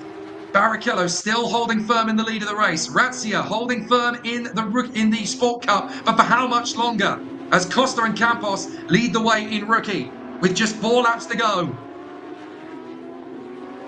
Manossi and Felix Costa are about to fall into the clutches of Yosemar Junior and Rafael Abate. There's the challenge leaders, Leiter and Carboni, the only challenge car really in competition, although Yorio and Castro have made big gains. Berukeli and Rambano doing a fair job leading their competition, but they've got big pressure from Bonifacio and Souza. They're only 4.8 seconds back. That could change in the closing stages. And then, of course, the rookie challenge battle is Gonçalves trying to steal well clear of Gabriel Casagrancia, who is going full guns blazing to try and catch them. But I think they're going to run out of time. This, however, is going right to the death. Enzo Elias still feels he can take on Rubens Barrichello and take this victory away. Rubens Barrichello, Formula One race winner for Braun GP and the Scuderia Ferrari.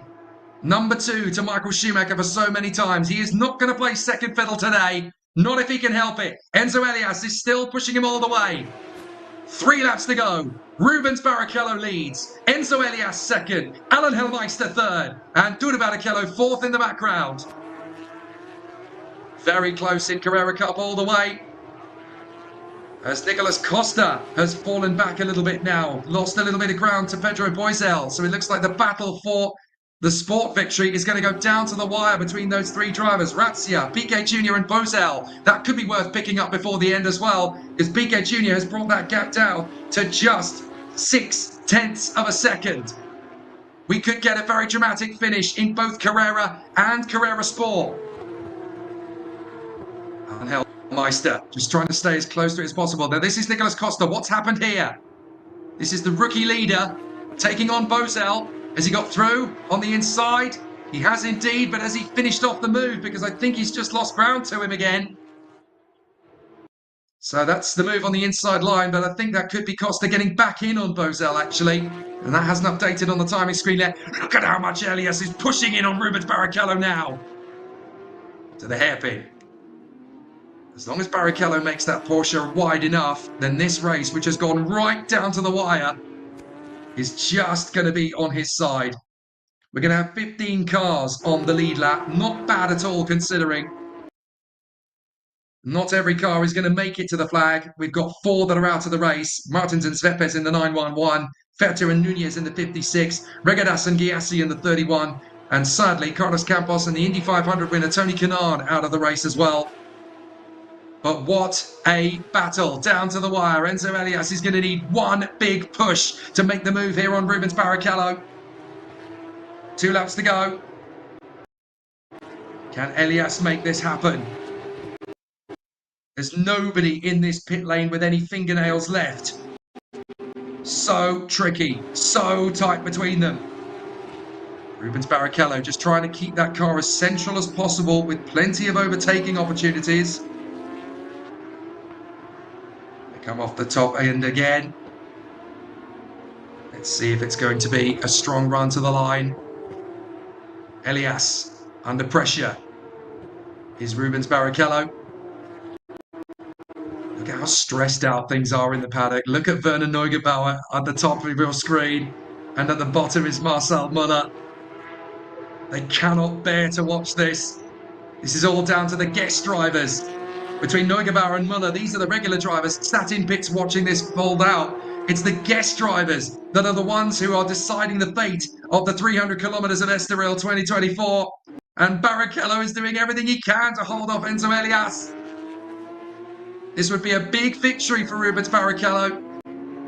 He loves getting the opportunity to race in Porsche Brazil when his schedule allows. He doesn't get to do it as often as he likes because his Stock Car Pro Brazil always takes a little bit of precedent, as does Enzo Elias's. But when he comes to battle, he brings the pride. He runs wide in the final turn. He's got to make sure that he keeps it together. Going into the last lap. Here we go. 1 lap left of the 300k. Ultima Volta here at Estoril. And can Rubens Barrichello hold on in front of Enzo Elias? If they get into the wars, Alan Hellmeister is just behind them. And by the way, Razzia's tyres have gone. Nelson Piquet Jr. has got into the lead of the Carrera Sport category. He has fought his way up from 4th to 3rd to 2nd to 1st. Nelson Piquet Jr. is going to bring them to the victory in fantastic fashion. But it's not done yet between these two for the overall victory for Carrera Cup. Enzo Elias isn't done.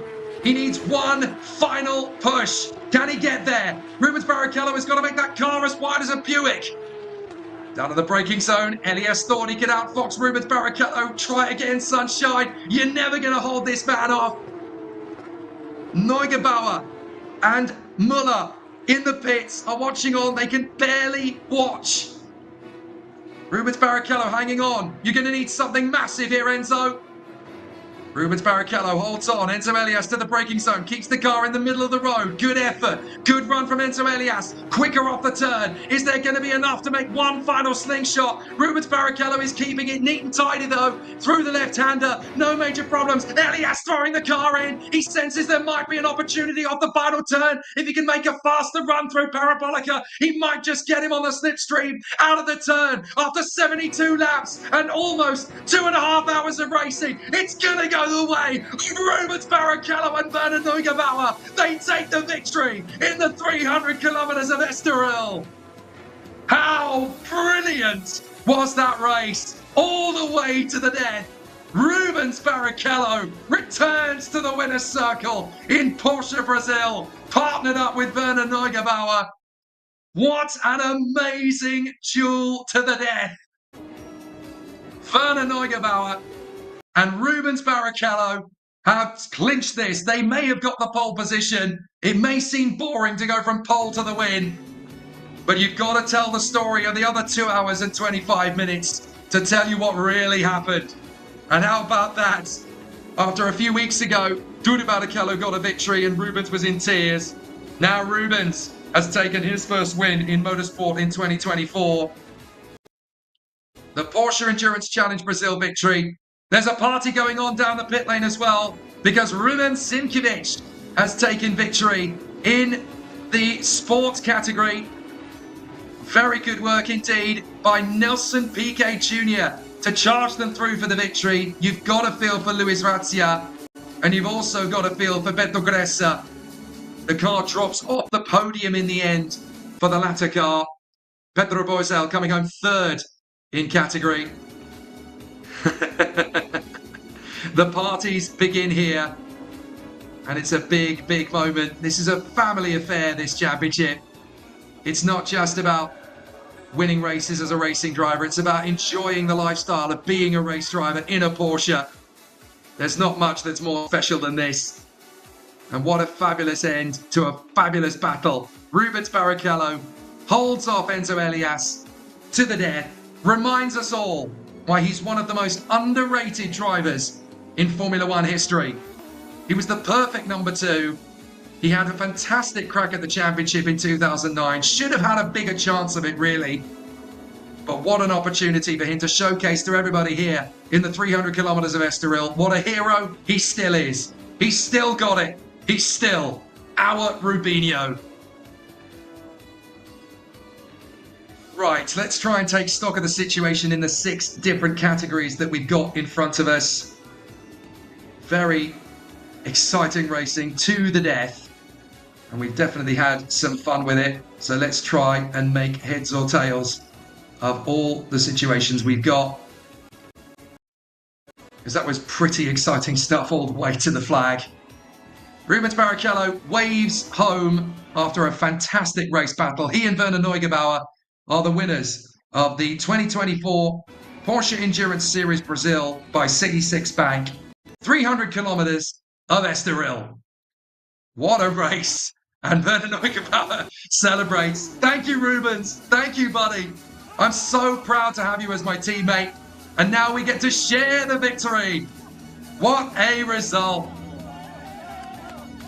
The party starts here in the Portuguese holiday that is the Porsche Endurance Series in Brazil.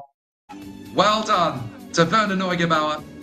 Brilliant from Rubens Barrichello, right to the death.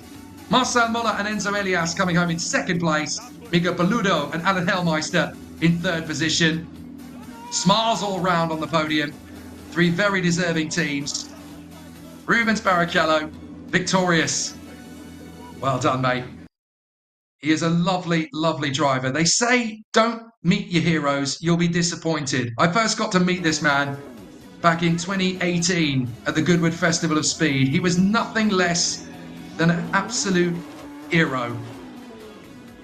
What about that from the sport category? That's Roman Zimkovic and Nelson Piquet Jr. celebrating. Oh, fantastic. Great to see them put on such a spectacular display. Rubens Barrichello and Werner Neugebauer victorious ahead of Enzo Elias and Marcel Muller, and then Alan Hellmeister and Miguel Paludo. In the sport category, Nelson Piquet Jr. and Ruben Simkovic managed to steal the win in the closing stages, largely thanks to some amazing work in the closing set. And also that safety car helping out. Not a bad run from the challenge victors. Fabio Carboni and Sada Kleiter, they finish off in style to win the challenge race ahead of Caio Castro and Miguel Oriol. So there you go. A fabulous performance from them.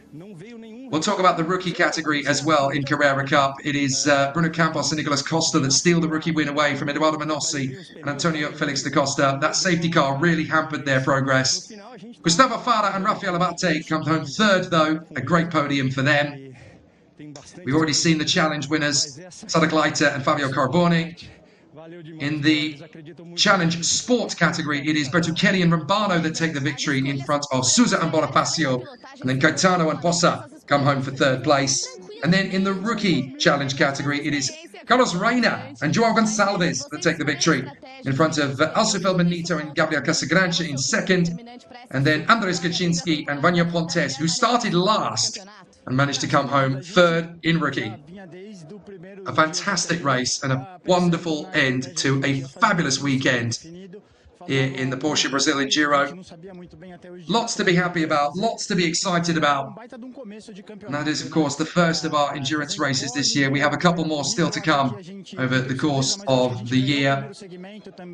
But what a sensational battle it was all the way through.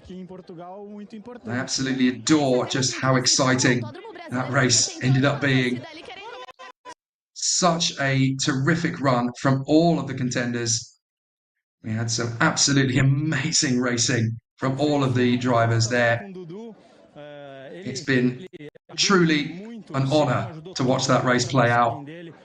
You have to wait sometimes for a race as peak and trough and ebb and flow as that, and it was absolutely sensational when it came down to it. Great work. That's wonderful. Guido Barrichello comes over to congratulate his dad. The roles were reversed a few weeks ago, of course, because we did see back in a few weeks ago in the Stock Car Pro Brazil, Guido Barrichello take the victory, and Rubens was there to celebrate his achievements. Now the roles are reversed. There's your top three. Bruno Campos and Nicolas Costa take the victory in the rookie class. Ruben Simkovic and Nelson Piquet Jr. take the win in sport. And Werner Neugebauer and Rubens Barrichello win the 300 kilometres of Estoril. Absolutely sensational. Those are your winners in the Carrera Cup. We'll also have our winners in challenge. Sada Kleiter and Fabio Carboni get the challenge victory. In sport, it is Giuliano Bertuccelli and Pietro Rambano. And in the rookie class, it is Joao Gonçalves and Claudio Reina. Fantastic work from all of our teams. They deserve all the from such a fabulous race. And what did we say? A race that was probably going to last about 2 hours and 30 minutes. Do you want to know how long it lasted? 2 hours, 30 minutes and 44 seconds. Not bad, eh? The winners came home in 2 hours 25:57. Werner Neugebauer and Rubens Barrichello from Muller and Elias, Paludo and Hellmeister. The Barrichellos, Pipa Bartz and Duda Barrichello, 4th position. Salas and Suzuki, Melo and Camillo. The leaders in sport, Simkovic and Piquet Jr. in front of Marcondes and Razzia. Feldman and Salas in 9th, Campos and Costa in P10th as the winners in rookie. A fabulous race battle and a wonderful, wonderful day at the office for Werner Neugebauer and Rubens Barrichello. All the pressure on them. And did they blink? Blink, they did not. Vangulis and Boisel 11th, Pitters and Gresse in 12th place. Manossi and Felix da Costa, hampered by that safety car, wasted their lead and they eventually dropped to 13th. Junior and Ramalho in the Senna car, 14th. Fara and Abate, Horta and Freire, Giaffoni and Ramos, Souza and Osman, Cipali and Guedes ahead of Seba Marucelli and Marcos Gomez. 15 cars managing to finish the race on the lead lap. Exciting stuff all the way. Then behind Brazil and Salmen, Sada Kleiter and Fabio Carboni get the challenge victory. Bertuccelli and Romano get the challenge sport victory. Souza and Bonifacio just behind them. And the challenge rookie win goes to Reina and Gonçalves in 25th. Then Gaetano and Possa, Alcio Felbenito and Casagrancha, Kaczynski and Pontes, Castro and Ioro, and Santos and Robe. There were 3 other finishers in the leading pack. We had Filho and Landi, Buffon and Bassani, and then Oliveira and Maros. Oliveira and Mareros, I should say, sorry. Campos and Canan did cross the line, although they only completed 54 of the 72 laps. So they will not be classified as finishers, I do believe.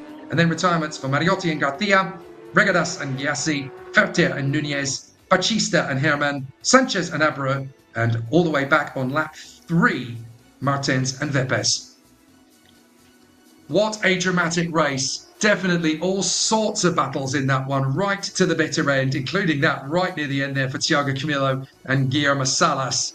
But there are your winners across the battles. Fantastic to see them all putting on an excellent display. Carrera Cup is about not just racing, but having fun, enjoying life, living it to the fullest. And when you win in this category, you know that you've done it with a lot of hard work, a lot of excitement, a lot of adrenaline, and a lot of bravado. Too right, there were some great race battles all the way through. We're skating our way through some of the highlights. That was pretty near the bone as a rejoin for Franco Giaffone, I should say, sorry. That was one of the more dramatic moments in the race. The spin out caused by Georges Frangulis. There were all sorts of moments in that one. This was definitely the opposite of a dull race. All sorts of difficulties. Remember this one? That got very badly wrong for the 14 and 15 crews. That was the race a moment that ended Campos and Canan's chance. They managed to lick the car back to the pits and then take over a spare car so that Tony Canan could get out there for a while, but they only completed 54 of the 72 laps, so will not be classified as finishers as far as I'm aware.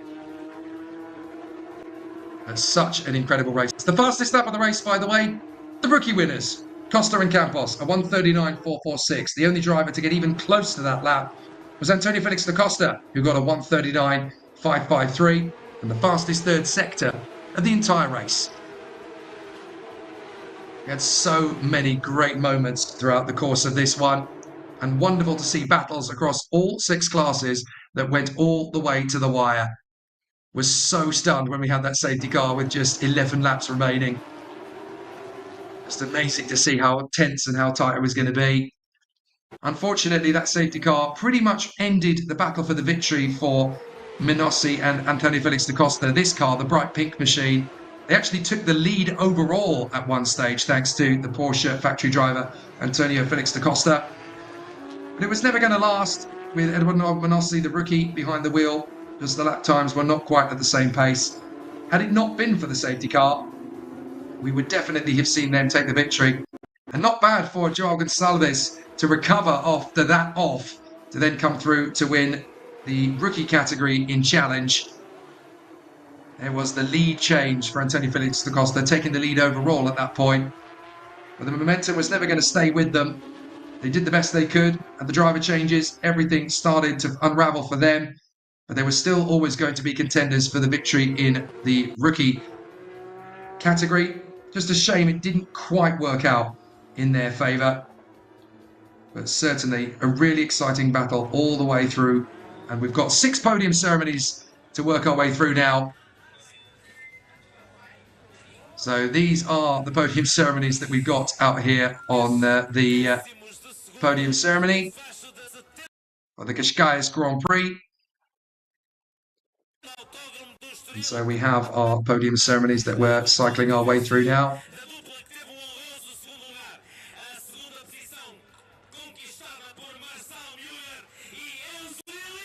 So we've got the top 5 in each category here, of course. Rafael Suzuki and Lucas Salas in P5. Duda Barrichello and Pippa Bartz in P4.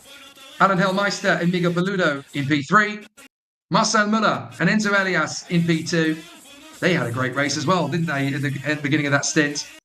But the victory goes the way of Werner Neugebauer and Rubens Barrichello. What a fantastic way to end the Cascais Grand Prix, the 300 kilometers of Estoril in the Porsche Endurance Series Brazil, presented by C6 Bank. An excellent result and a wonderful, wonderful day for Werner Neugebauer and Rubens Barrichello. As always in Porsche Brazil, it's the top 5 teams that we see on the podium, not the top 3. Always been the way. And it's always been very impressive considering we have such amazing battles in these categories. So we're going to get some fantastic drivers, some amazing trophies here. 10 of them in all on the podium, of course, because of 5 cars getting to the podium. So the trophies will be handed out from 5th up to 1st. First of all, to Lucas Salas and Rafael Suzuki. Great to see them put on such a good display, quietly getting on with the job, but P5 will do very well indeed for them. Rafael Suzuki, Stock Car Pro winner, joining forces with Lucas Salas for this one. And then Duda Barrichello and Pippa Bartz. Good to see keeping it in the family and having a great time of it. P4 for them after a very competitive and very tough race.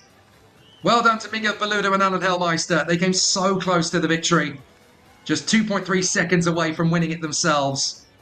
What a great battle it was from them all the way to the finish. Second place, Enzo Elias and Marcel Müller.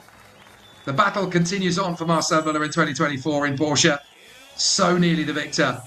But the day that counted was the drive from Werner Neugebauer and Rubens Barrichello celebrating the win as if it's his first in motorsport. You've got to love the attitude and the demeanour that Rubens Barrichello brings to everything he does. It doesn't matter whether he's at Goodwood, whether he's at Monaco, whether he's back home in Brazil, or whether he's here in Estoril for the 300k. He brings his love and joy of racing to everything he does. As the boys get busy with the fizzy in Carrera Cup, what a joy, what a great day it is for Rubens Barrichello and Werner Neugebauer, deserving winners here at Estoril. A very tough race from the outset. They never had it all their own way for long. They had to really work to put themselves into the lead of this race. They were helped a little bit, I guess, by the duel between Enzo Elias and Alan Hellmeister after the 3rd and final pit stop. But that doesn't mean they didn't have to work hard to salvage the victory. How close it was, right to the line. The gap after 2.5 hours of racing and 300 kilometers, just 0.299 of a second. Werner Neugebauer and Rubens Barrichello, winners at the Cascais Grand Prix, the 300 kilometers of Estoril, in the first of the 2024 races for the Porsche Endurance Series of Brazil. What a brilliant outcome. Has Rubens Barrichello still got it? Of course he does. And that strengthens Werner Neugebauer's ability to continue his confidence progress for the rest of this year in the Porsche Brazil paddock. So now we're going to have the top 5 teams in the Sport Carrera category. They'll come to the podium next. And what a deserving 5 teams we've got here as well. 5th position for Sergio Romayo and Yosemar Junior in the number 27, the Ayrton Senna livery on their car, of course, with the helmet design of Ayrton Senna resplendent on the number 27 Porsche. They are in 5th position. 4th place for Beto Gressa and Lineu Perez. Now, hang on a minute, which class is this? Because we've only got 3 teams out there by the look of it. Are we only going to get the top 3 in this particular category? Oh yeah, we are in 4th, 5th and 6th. I have a feeling that... I've got a feeling that 5th position... Yeah, I think they've gone on the wrong step of the podium. Yeah, that's why I got confused. That is indeed Yosemar Junior and Sergio Romayo. You went on the wrong step of the podium, boys. 4th and 5th, as I was saying, were Beto Gressa and Lineu Perez. There's Pedro Boisel and Giorgio Frangoulis. 3rd position for them. 2nd place, Luis Razia and Nelson Marcondes. Very close indeed at the end of the race there for them in the sport category. So close to taking the victory. But to the top spot. Oh, my apologies. I think this is actually the challenge top 5. I do apologise. It's in the wrong order. So it's the challenge top 5 that we've got here. So the challenge general top 5, let's talk about that because it's been a very exciting battle for them. 5th position for Joao Poça and Marcos Caetano. 4th position for Joao Gonçalves and Claudio Reina. They're going to come back in a short while, of course, to the podium once more. 3rd position for Bruno Bonifacio and Luis Souza. a great race for them. They'll be coming back as well for their category podium very shortly. Same goes for Rimbano and Bertuccelli. They finished second in challenge, but they will also win their class in challenge as well. But the overall winners, Fabio Carboni and Sara Kleiter. Excellent performance from them. Just kept it flowing all the way through, never let up, and despite the pressure from the other drivers in challenge, they were able to hold their nerve. A very solid performance from Sara Kleiter and Fabio Carboni, and they come through in fantastic fashion. So again, the party time happens here at Estoril, and that will give Sara Kleiter massive confidence heading to the sprint races, which will, of course, continue here at Estoril next weekend. They'll get back into the action once more, and it'll be just as exciting, just as thrilling. So it'll be absolutely sensational to continue on the battle. Great to see Fabio Carboni get behind the wheel of a Porsche once again. The first time in about 6 years, I think. But Sara Kleiter, full of confidence, full of gusto and determination. Good to see him wrap up a victory in collaboration with Fabio Carboni. Things will continue here. We've got more podium ceremonies to come. We're going to go to the Carrera Sport podium next. There's a quick interview, I think, with Sara Kleiter and Fabio Carboni off the podium, but we won't be able to stick around for that, unfortunately, because we've got podium ceremonies to get through as well. In the sport category for Carrera Cup, Josimar Junior and Sergio Romayo in the Stena colours, 5th position. 4th place for Beto Gressa and Linu Perez. They've done a fantastic job to be there. Pedro Boisel and Giorgio Frankoulis in 3rd position. 2nd place for Luis Razia and Nelson Marcondes. They worked very hard indeed to get to that position. But the winners in the sport Carrera category, and a very deserving win for them as well, Rumen Sinkiewicz and Nelson Piquet Jr. What a fantastic result for them. They're going to move aside after their picture, Sara Kleiter and Fabio Carboni, as we welcome Rumen Sinkiewicz and Nelson Piquet Jr. to the podium to celebrate the Carrera Sport victory. And what a drive that was at the end, actually, from Nelson Piquet Jr. They went into that final pit stop phase in 4th position in class. But they caught up to Pedro Boisel. They got past them.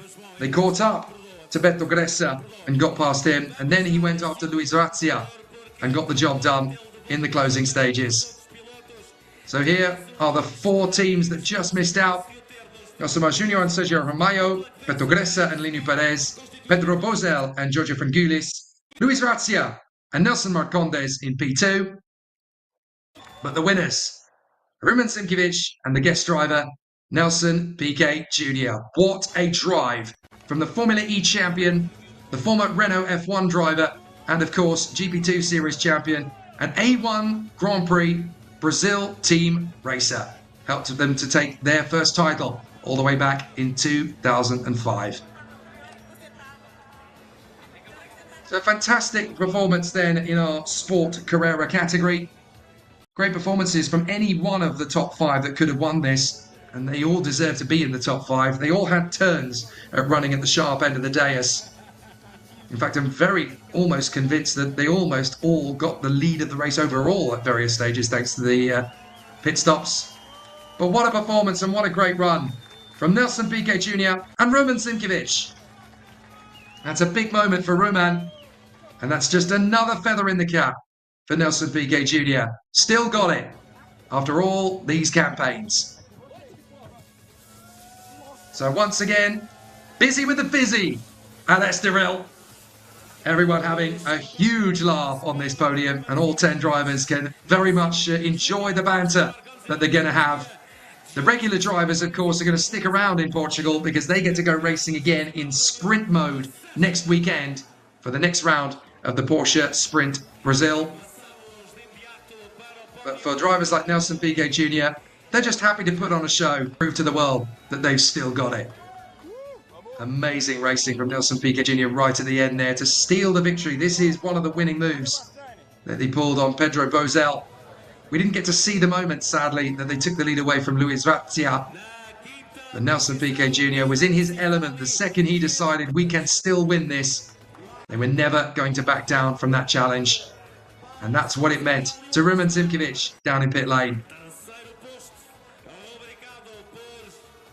A great result for him and the family. A wonderful, wonderful moment for Roman Zimkiewicz, and very deserved as well. So now we come to the rookie Carrera podium. 5th position for Edu Guedes and Piero Cifali. 4th place for Paulo Sousa and Galid Osman. 3rd position for Rafael Abate and Gustavo Fara. 2nd position, such a near miss for the victory, for Eduardo Menossi and our guest driver, the Formula E world champion of the past, Antonio Felix da Costa, who will bring the flag of Portugal to the podium, I'm sure, as the one driver in this 80 driver field who isn't Brazilian. He's the Portuguese home ringer, and he comes to 2nd on the podium. He'll be happy with that, I'm sure. So nearly the victory. If it wasn't for the safety car, they would have won that. But the victory in rookie goes the way of Bruno Campos and Nicolas Costa. And let's not take away from their achievement. They hustled them all the way. They just ended up getting a little favour from the safety car to catch up to Eduardo Menossi in the closing stages. And of course, Nicolas Costa did actually set the fastest lap of the race as well. A 1:39.446. So a very deserving victory in the end for the number 33 crew. So the other 4 pairs are there waiting for them. Guedes and Cifali, Osman and Sousa. In 3rd, Abate and Fara. In 2nd, Menossi and Antonio Felix da Costa. But the winning crew, very deservingly so, Nicolas Costa and Bruno Campos. A very tough race to win this. Just think, in Carrera Cup, we very nearly had 3 former world champions.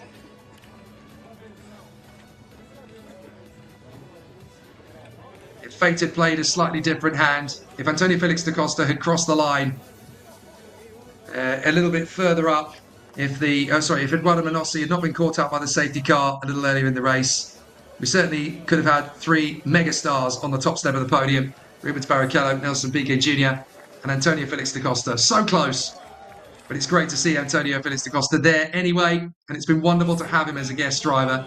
Sadly, he won't be with us next week when we go back to sprint mode, as he'll be returning to his berth in Formula E on the streets of Portland in Oregon. But a fabulous performance from Bruno and Nicolas. They deserve all of the accolades for this, and a great victory in the rookie Carrera category of the 300k. So as they celebrate in style on the podium once more again, it's going to be a fantastic continuation of the Porsche Sprint Cup next week. We are leaving the endurance world behind, but we are staying in Portugal for this extended holiday for the Porsche Brazil drivers. We get to race in sprint in Estoril next week, but based on what we've already seen here this weekend, drivers have been giving us good practice. They've been racing as if it was a sprint earlier on. Excellent to see, and a fabulous display from Bruno Campos and Nicolas Costa. Big pressure on them all the way to drop the ball, but they kept it open. They put Eduardo Menossi under massive pressure in the closing stages. They fended off from Rafael Abate, and it was very determined from them all. Very unusual to see Israel Salman and Chelio Brasil out of contention. Not a great race weekend for them, but don't you worry. Israel Salman, the rookie superstar, will be back to his best in sprint next week if he has any say in the matter. 2 more podium ceremonies on the way from the 6 different classes, I should say. Next up is the Challenge Sport podium. So for the 5 teams, we've got Pietro Bacista and Leandro Herman, 5th position. 4th place for Miguel Mariotti and Iago Garcia. 3rd position, Joao Poça and Miguel Caetano. They will make their way to the podium now. Indeed, they do so. A good effort from these 2. They congratulate their fellow competitors. A tough one out there for all of the drivers, in fact. But then we will also welcome to the rostrum a fabulous performance and a great display from the team in second position in Challenge Sport. A great effort from Bruno Bonifacio and Luis Souza. They've been fantastic in this one as well. And on the top step of the podium in Challenge Sport, what a fantastic performance from Portugal and Romano.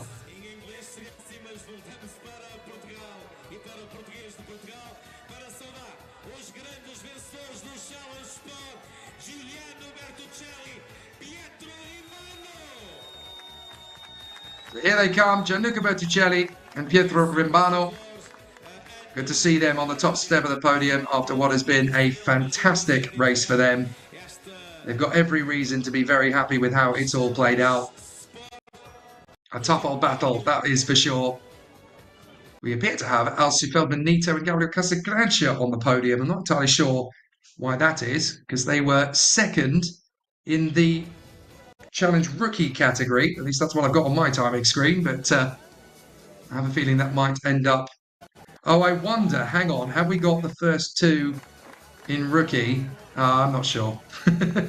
Well, I'm sure it'll all be explained on the press release later in regards anyway. Porsche GT3 Cup.com.br. And you can follow, of course, all the action from the Porsche Brazilian paddock in both Facebook and Instagram. And don't forget to like and subscribe and hit the notification bell on the YouTube channel for Porsche Carrera Cup Brazil as well. You'll be able to go behind the scenes, find out more from the drivers and all of the competitors. Great to see them all. But certainly celebrations on the top step of this particular podium go the way of Pietro Romano and Gianluca Bertuccelli. A fabulous run from them. The celebrations on the podium, they get to really enjoy themselves. It's a very positive day at the races for so many different teams here. Excellent work. And now we'll get to celebrate with the Challenge Rookie podium very shortly indeed. But well done to these two, Giuliano Bertuccelli and Pietro Rimbano. They kind of came at this from a very cautious approach, not going too aggressive, not going too full guns blazing. They just wanted to get things done in a fairly even manner. And they only managed to finish 3 seconds ahead of Bonifacio and Souza. It was in Challenge Sport. Very deserving of the victory. After 2.5 hours, they just managed to bring it home. And with the victory as well, they were pushed all the way by their incumbents, Bonifacio and Souza. Bossa and Caetano not far away either, by the way, just a lap away from the leaders. And now we have the Challenge Rookie podium. 5th position, going the way of Tom Filio and Luis Landi. Gabriel Roba and Edu Santos in 4th position. Very impressive in 3rd position in this race, actually. Vanya Pontes and Andrzej Kaczynski, considering that they started this race from dead last. They can be very happy to have worked their way forward to 3rd in the rookie category and to 28th overall out of the 40 cars. They're 2nd on the podium, you can see. Gabriel Casagrancia, 2-time Stock Car Pro Brazil champion, along with Alcifel Benito, the youngster. But the winners in rookie, despite going off the road a couple of times, they fought valiantly. Carlos Reina and João Gonçalves. A brilliant performance from them. They deserve to take the victory in Challenge Rookie. It was not easy to hold on under all that pressure, but they can be very happy with the way it's gone. Claudio Reina and João Gonçalves taking the victory then in the Porsche Carrera Cup Brazil C6 Bank 300 kilometers of Estoril Challenge Rookie Trophy. So fabulous battles all the way. 6 podiums, of course, in Porsche Brazil for this endurance race. And it's been mighty entertaining all the way through. Lovely to say that all 80 drivers really rose to the occasion and gave us so much excitement from the outset. One of the best one-make endurance races I have ever seen. And certainly the best Porsche Endurance Series race for quite some time. All sorts of great battles throughout. It never really relented. We got safety cars when we needed them, but not over the top. Great driving, great battles, full of determination, and full of what motorsport is all about. Passion. So for the final time, the drivers will get busy with the fizzy on the podium, and we will enjoy ourselves as we look back over a fantastic Porsche Endurance Series race here in Portugal. But the Porsche Brazil competitors will be returning very soon indeed. Do not forget that next week we are back here at Estoril for the sprints. Claudio Reina and Joao Gonçalves taking the spoils of victory in the Challenge Rookie category. So congratulations to our 6 winning crews, Joao Gonçalves and Claudio Reina in the Rookie Challenge. In Challenge Sport, the victory going to Pietro Rombano and Gianluca Bertuccelli. In the Challenge Cup, it is, of course, the win for Sadek Leiter and Fabio Carbone. In the Carrera Rookie category, a victory in fantastic fashion for Nicolas Costa and Bruno Campos. In the Carrera Sport, it is victory for Ruben Simkovic and Nelson Piquet Jr. But the winners of the whole event, Rubens Barrichello and Werner Neugebauer. Neugebauer is the king of Porsche Endurance Brazil. Rubens Barrichello has still got it. We'll see you in a week's time when the Porsche Challenge and Carrera Cup Sprint of Brazil will return. From Jake Sanson and everybody here at Estoril, thank you for watching. We'll see you next week. Same place, same time.